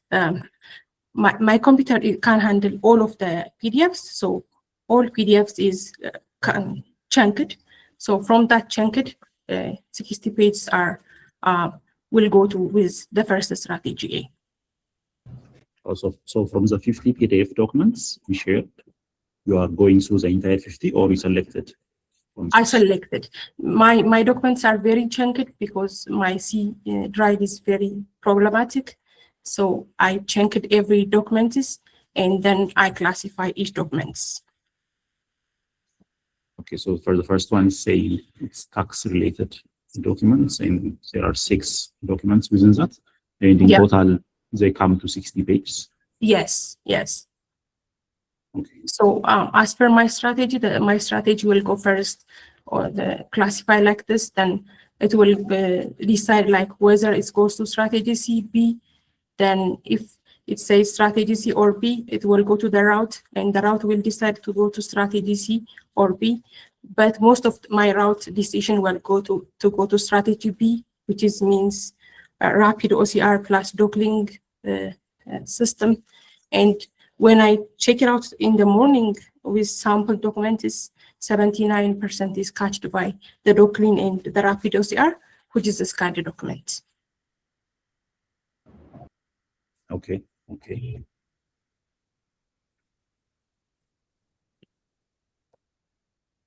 Now you can continue. May I hear you? Yes, you can continue. Okay, okay. So that's my strategy following currently. I am working on that, but since I'm working on chunked files, so each file should be checked again. So if my client is asking me at this stage, I will say that I should go to through each pages and each documents to check out the each case in each pages. But for scanned document that we have in our hand, most of them can be handled by strategy B. If we got the worst 5 or 10 scanned document that will bring out the lowest confidence rate, we will go to the strategy C, which is the objective is fulfilled this project, because our project objective is to trade off at best quality and cost. So I will present it like this. Okay, so for the dockling and the minor U, you use both or only dockling? Which one is like having such kind of high accuracy? In both scenarios of strategy B, I'll use both dockling and rapid OCR. But for the first one, I use just PDF number.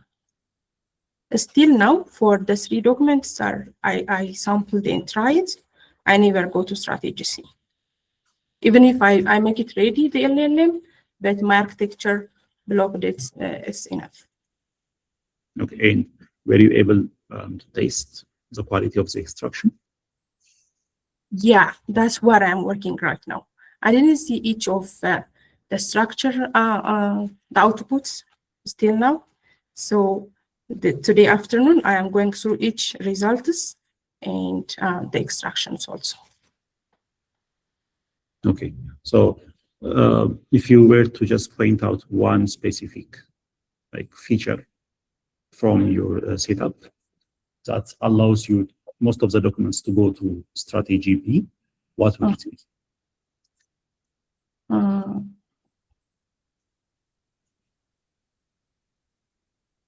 I think the current strategy is very, very, very good, because guess what? From all sample, I take 3 samples from the general document, and those samples are at good confidence rate, even if I didn't check it out the result. So the current architecture that I'm following is very well capturing everything. But I was just asking from the architecture. I think you also have the diagram on it. Which part would you say is contributing to such a high success rate?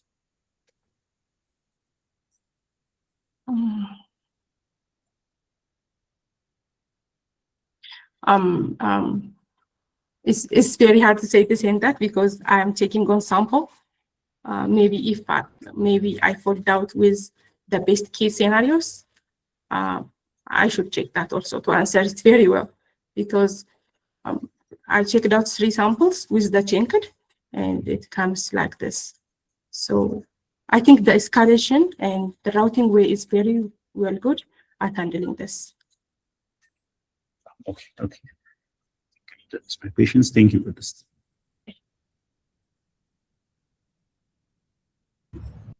Okay, great. And also Yosef was also asking one question. I think, would you like to address it? Okay, so Yosef was saying, how do you handle graphs like bar charts in the documents? I think this also depends on which approach you follow. So maybe earlier, Dr. Abubakar also mentioned the VLM approach and the just image description approach. So if you are following the image description, then it gives you an insight on the graph, right? So it's going to be just captioning it to a text format. And if you are following the VLM approach, then it's probably going to be extracting this way. So maybe Yosef, is it clear? Also, maybe you Yeah, also. exactly. Just to add, I think it's not two types of the same approach. It's just two different things in some sense. Like their purpose is different. One is trying to improve extraction of structure. So basically, all detecting what's a header, what's a text, what's the footer, and all that. Like what's a section. So I think one is that. So usually OCRs are kind of used for that. So it's very much their purpose isn't about enriching the document per se, but it's a more of a structure. And most models were trained to have image vision for that. So it's a very different type of vision. So their part is to really understand and capture structure from more than actually. So it's kind of bounding box and things, identifying where is the header, so I think that part is more, you can call them segmentation. So they're segmenting the page that they are seeing, they're segmenting. If you know YOLO and stuff, that's exactly what kind of, in part, what they are doing implicitly. So they're trying to identify, and then they basically go there and then kind of read that as well. And part of them is that after segmentation, if it's a text, they also just read that text. So that's kind of the OCR. But that's not for understanding of what it is. It is just to read where things are and to basically what's written. If it's a text, it's a text. If it's an image, it says it's an image. It does not say what kind of image. It might classify, like it might have a classifier. So there is also actually a third one that's called image classification. So the image classification might say, okay, this is an image of something. This is an image of that also. So actually there are three, but the OCR model, which is what Dockling and minor U and all that they do, it's for that. They may have implicitly, you can replace different models, but they might give you like classification and bounding box, which is structural detection, OCR.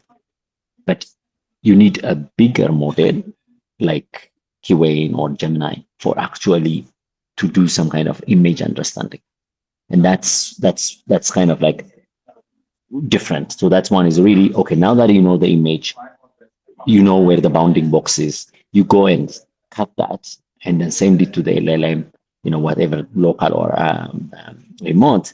And then that LLM, based on the instruction, based on the prompt, it then reads it. If you are saying it like, okay, just write it as a paragraph, like the conceptual aspect, it will do that. Or if you just say, just explicitly detail every element that's in there, that also does that. So I'm just more really making sure, like if you look at the documentations, it's clear, but it's important that the two are very different and their purpose are different, and their also role are different. So the image description doesn't improve the overall kind of extraction quality. It's completely doing something else. While the OCR, together with the even the classification, it doesn't. So the OCR plus with what it is doing extracting is what's improving the parsing component. So we call it parsing. Parsing is basically just the structure and understanding and deciphering the structure. That part can be improved by the OCR model and basically just the Dockering, whatever. But the image description is adding content. So that one is content enrichment. So so I think that's just more to say. Those are two for completely different reasons. The image description will not improve your parsing. It just adds content. It enriches the content. So I think that's yeah. Okay, good. Thank you. And Nabi, are you ready to speak? Nabi Baba, if you're speaking, you're on mute.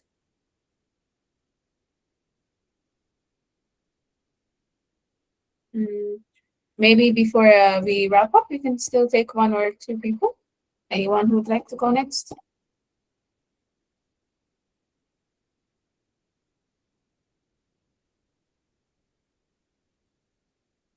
Anyone? If you have, maybe, yeah, okay, good. Rahid, please to speak up.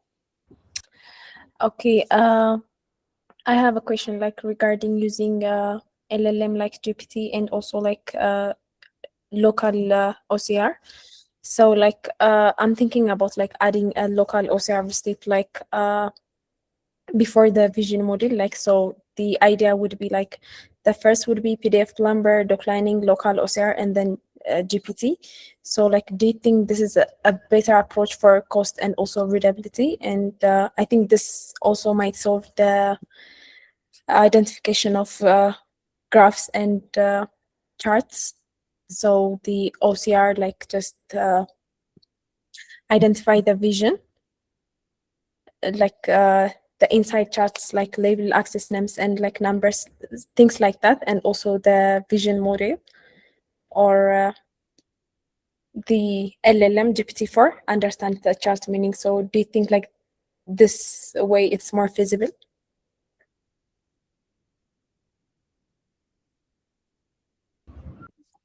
Just to answer, yes.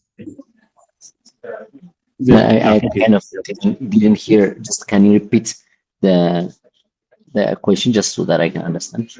So like earlier we discussed like using a GPT for OCR is a bit expensive for the client, and also we need to consider and address that issue. So my idea is that like before using GPT, we will keep that as a fallback, but before that step, we'll add a local OCR.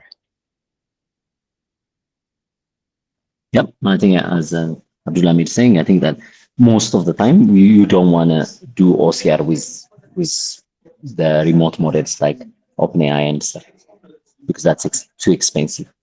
Because you have to know that image by image you're doing, so like basically page by page, and that basically means a lot of requests, and then also the outputs from that can be a lot, and that basically itself will cost you. So I think it's absolutely, we will not, unless it's a very sensitive document, you want to be 100% whatever like thing, I think you would use, even for that, I think it's definitely not better to use local models.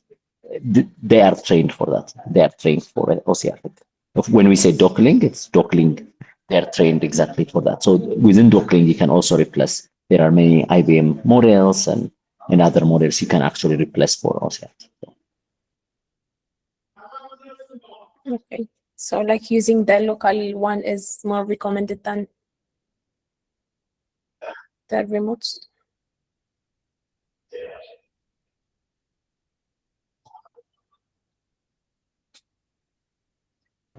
Can you hear me? Yes, yes. Okay. That's okay, Zahid. Okay. So maybe Amir, you can continue. Okay, good afternoon, everyone. So, regarding the first question, I can't say like my interim submission is standout or something like that. It's just I did what the question asks, except for some infrastructure things. So adding some CI/CD thing and more test coverage and error handling. So I can't say this is standout or high quality.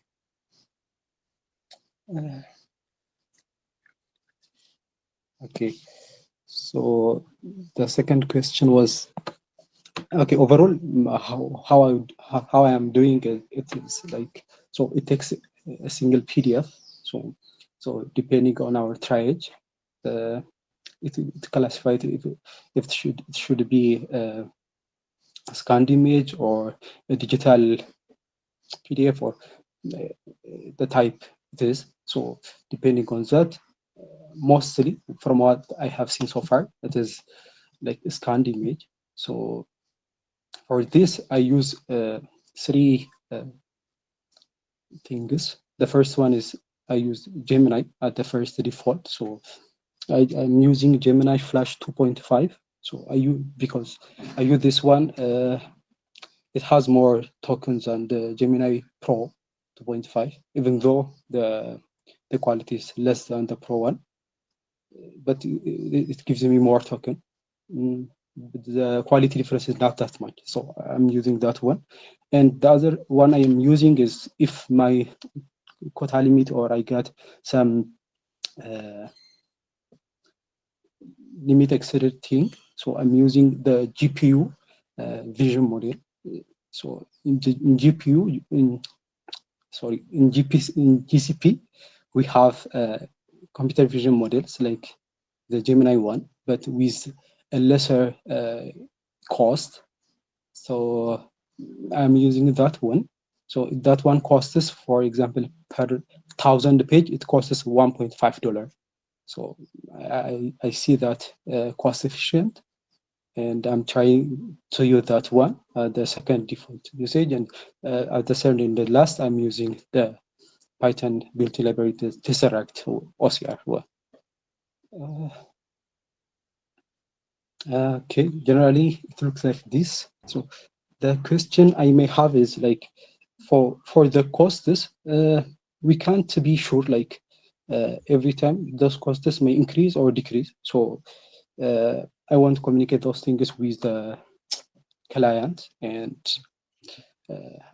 what he wants to do with those things. Maybe I recommend doing something like this. For example, from what we know right now is like for one page image, let's say Gemini is costing $0.0015. So I can make a boundary code that keeps like, if the cost is greater than $0.002, use the default one. This is the correct one, or another model we have, rather than using this one, because the cost is increasing more than we thought. So I recommend such things. That is all. So one question for you, Amir, is actually, this is more complex. Right? A page is very complex. How many images do you expect there will be in one page? Since it is a page, so No, but like, so that one is, a page can have multiple figures, right? Multiple images, and you have to extract those multiple images and then send them back for understanding. So like it's not just like you send one page and Gemini then is correct. So you have to actually start it. It gives you, the first one will probably just give you a bounding box, and then from the bounding box you then go and detect that one, and then okay, here like I have another image, and then you go in and again you would ask. So even in one image, in one just page, you could have like 20, 30 images. Some of them are logos, some of them are like some actual image that are, like that are considered just decorations. There's a background image. So there's a lot. So I think when you think of image and cost, it's not about the one aspect. And then there is also an output token. So the image is one, but then there is also an output token, the input and output token. So basically, and that one is also part of the cost. So it's not that easy, as simple as to say, oh, I have, this number of pages, and therefore I can consider them this number of things. It's a lot more complex, because as you start doing it in a bit more detail, you start really realizing that the number of figures you can detect in a single even page can be 100, or depending on the things. And so having the local one it's not, that's why like this models docking and stuff really more important, right? So they really trained for that. And so I think it's just more to give you the complexities associated. Okay, thank you very much. So I think when you are communicating to the client, because the client doesn't know all of this, it is you who should figure out, like, and taste and understand. So as simple as counting, detecting just an image, that's a classification they call it, right? So then count how many images there are, and that, because you can count the image, docklink gives you the whole parser thing, and then from that you can actually what is image. And so you might really see that, okay, in one page I have like actually this in average, I don't know, 20 or 30 images. And then when you calculate the cost, if you calculate for that, then you start saying, okay, maybe you might change your advice to the client. So I think looking at that detail is important. Okay. Thank you very much. Okay, good. And also maybe just a quick note, saying my submission is not high quality is not a good way to frame it. When you're updating, let's say, a client, it can in a way kind of lower their confidence in you, right? So, you will make them question your judgment. So you should always, aim to make it as of, high quality as much as possible. So yeah. So okay, I have a question on this. Like it says high quality and not complete. So that is where I got confused. Like I just tried to make the things complete and do the thing. So I didn't add some extra things. That's why I said. Yeah, I mean, having your project or the submission complete is good, but then what makes it as of high quality? It could be the way you're doing it. It could be your approach or the way you think. Yeah. Okay, thank you. And maybe just I'll add here. I think it could be understood as two different things. Of course, we are asking the question, and if everybody's saying like it's high, it's also somehow. But what I think what Rodas is saying, and but what's important is that even when you have to be honest with like what it is, if it's not complete but the way you phrase it could just be like, oh yeah, like my it's work in progress, right? So it's work in progress. I could have done more, but these are the areas that actually I have done, and these are the areas I haven't done.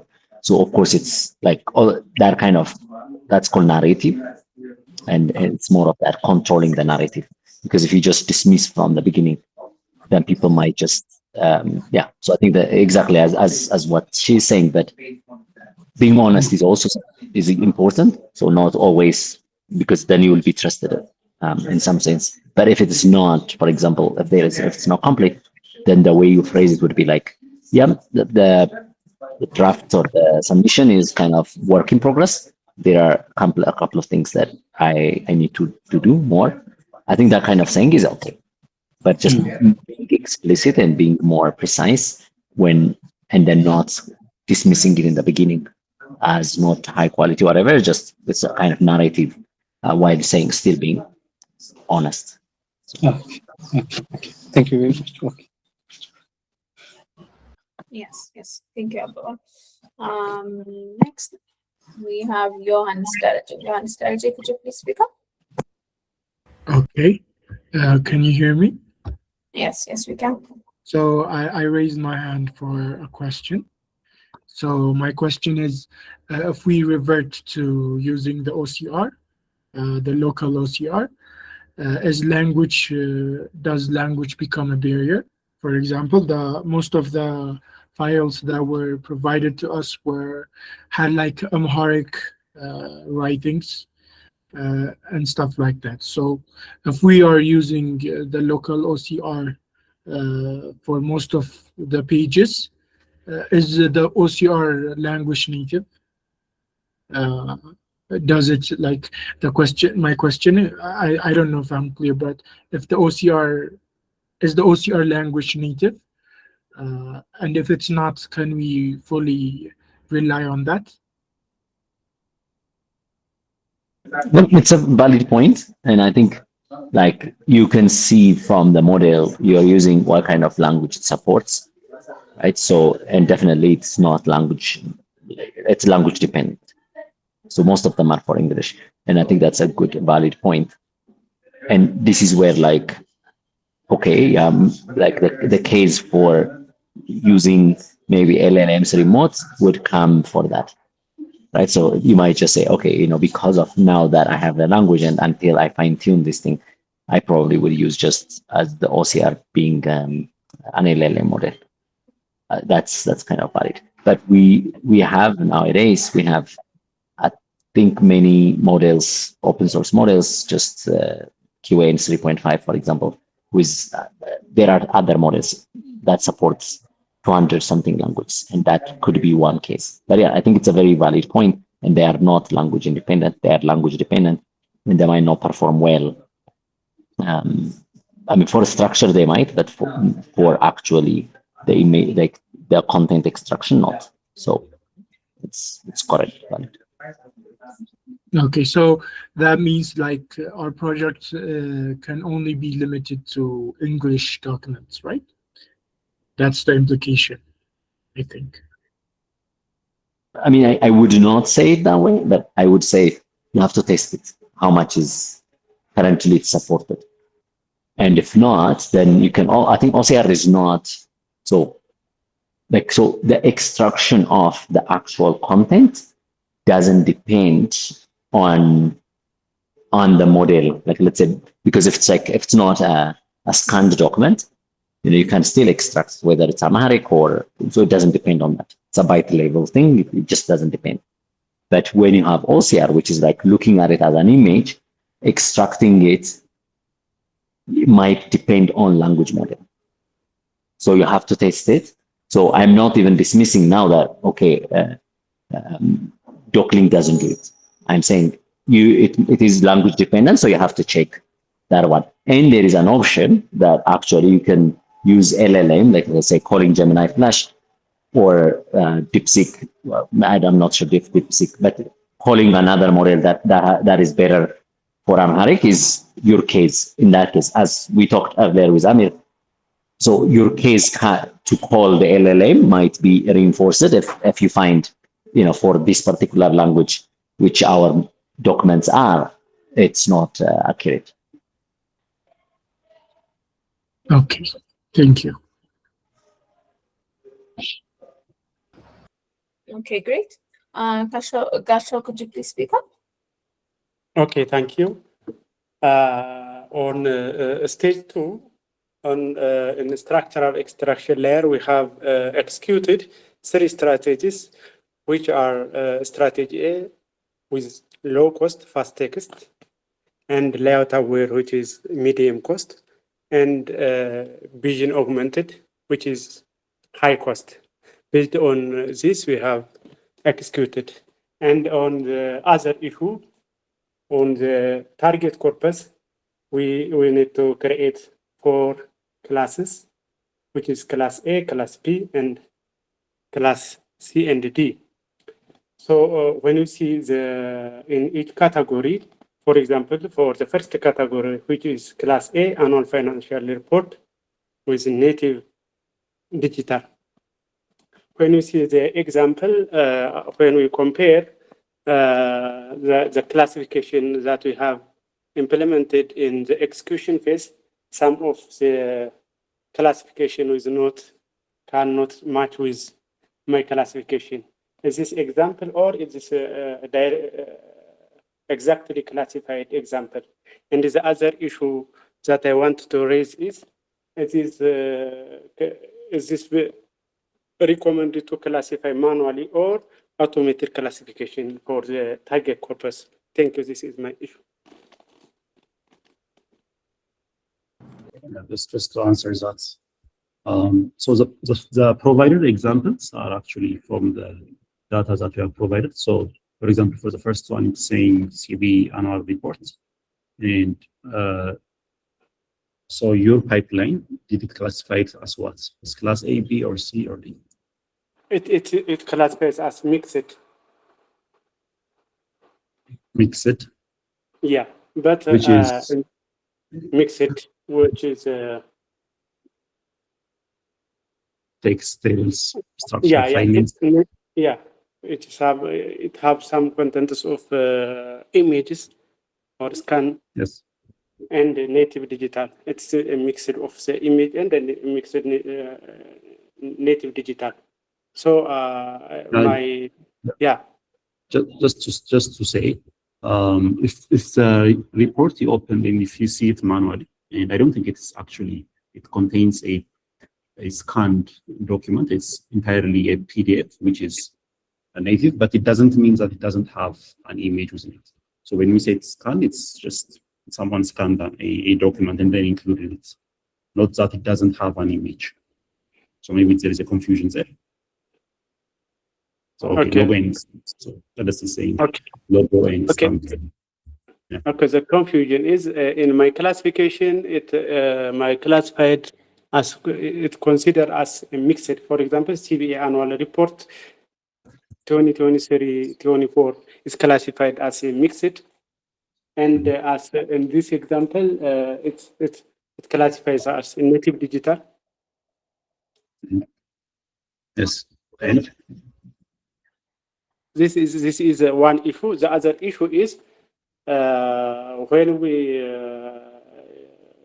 test or when we implement our project in the target corpus, is this recommended to classify our or select documents in each category using manual, or is this recommended to automated classification system? so the classification, how it works is to test your pipeline, whether it's actually selecting the right pipeline to pose, right? So if it's a scan document, then your pipeline should be able to say that it's a scan document and use a certain strategy. And if it's actually a normal PDF document, then it follows a certain strategy. So what you can do is we've provided you with 50 documents, and you test a certain sample, take a certain sample, and then you test those on the pipelines that you have, and you can use those as a ground truth. And then you'll see how your pipeline is performing based on that. And then you just have a judgment saying like this should have been PDF native, or this should have been scanned, so my pipeline needs to be updated. So everything cannot be like automated. So for the first part, you need to actually check whether your pipeline is detecting the correct kind of document, since your strategy then depends on those on the assumptions that you are making on the initial stage, right? Okay, the other issue is when we classify the document in 4 categories. Some documents will have both nature. For example, they will have financial and governmental nature. So how we can consider it? Yes, I think you should use you just use your judgments. So for example, you open the document and then you see what like the vast majority of the content of the document, which category is it in, right? And then you tune your pipeline to that selection. It's not like a clear cut, it should be A, B, C, or D, but based on your observation of how your pipeline is acting and how the tests or the sample document you are passing is, you tune your pipeline. Okay, thank you. Sure. Okay, good. Do we have any other questions?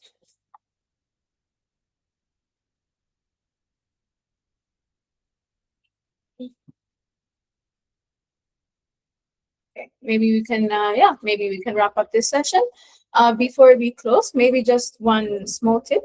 When you present your work, like try to approach it in a way you would in front of a client. So we need to feel like the confidence and also the ownership. So and I think confidence doesn't come from having everything like perfectly complete. It comes from like being able to clearly explain just your thinking, your approach, and just being articulate, and it comes with practice. And I think during these type of sessions, just always make sure to own your work and just walk us through it. And and also as mentioned earlier, we wanted to extend this session because a little bit because we don't have a technical tutorial today. We wanted it to feel more like a check-in or like a discussion after your submission yesterday, which is the intern. So and also remember to keep the AI first mindset and always use it to challenge your assumptions, and also to improve the quality of your submissions as well. So I hope maybe based on the discussion today, I hope each of us or each of you have 1 or 2 more areas you can improve on when you're working on your final submission. So this was a good session. And thank you for joining, and have a good day, and enjoy your lunch.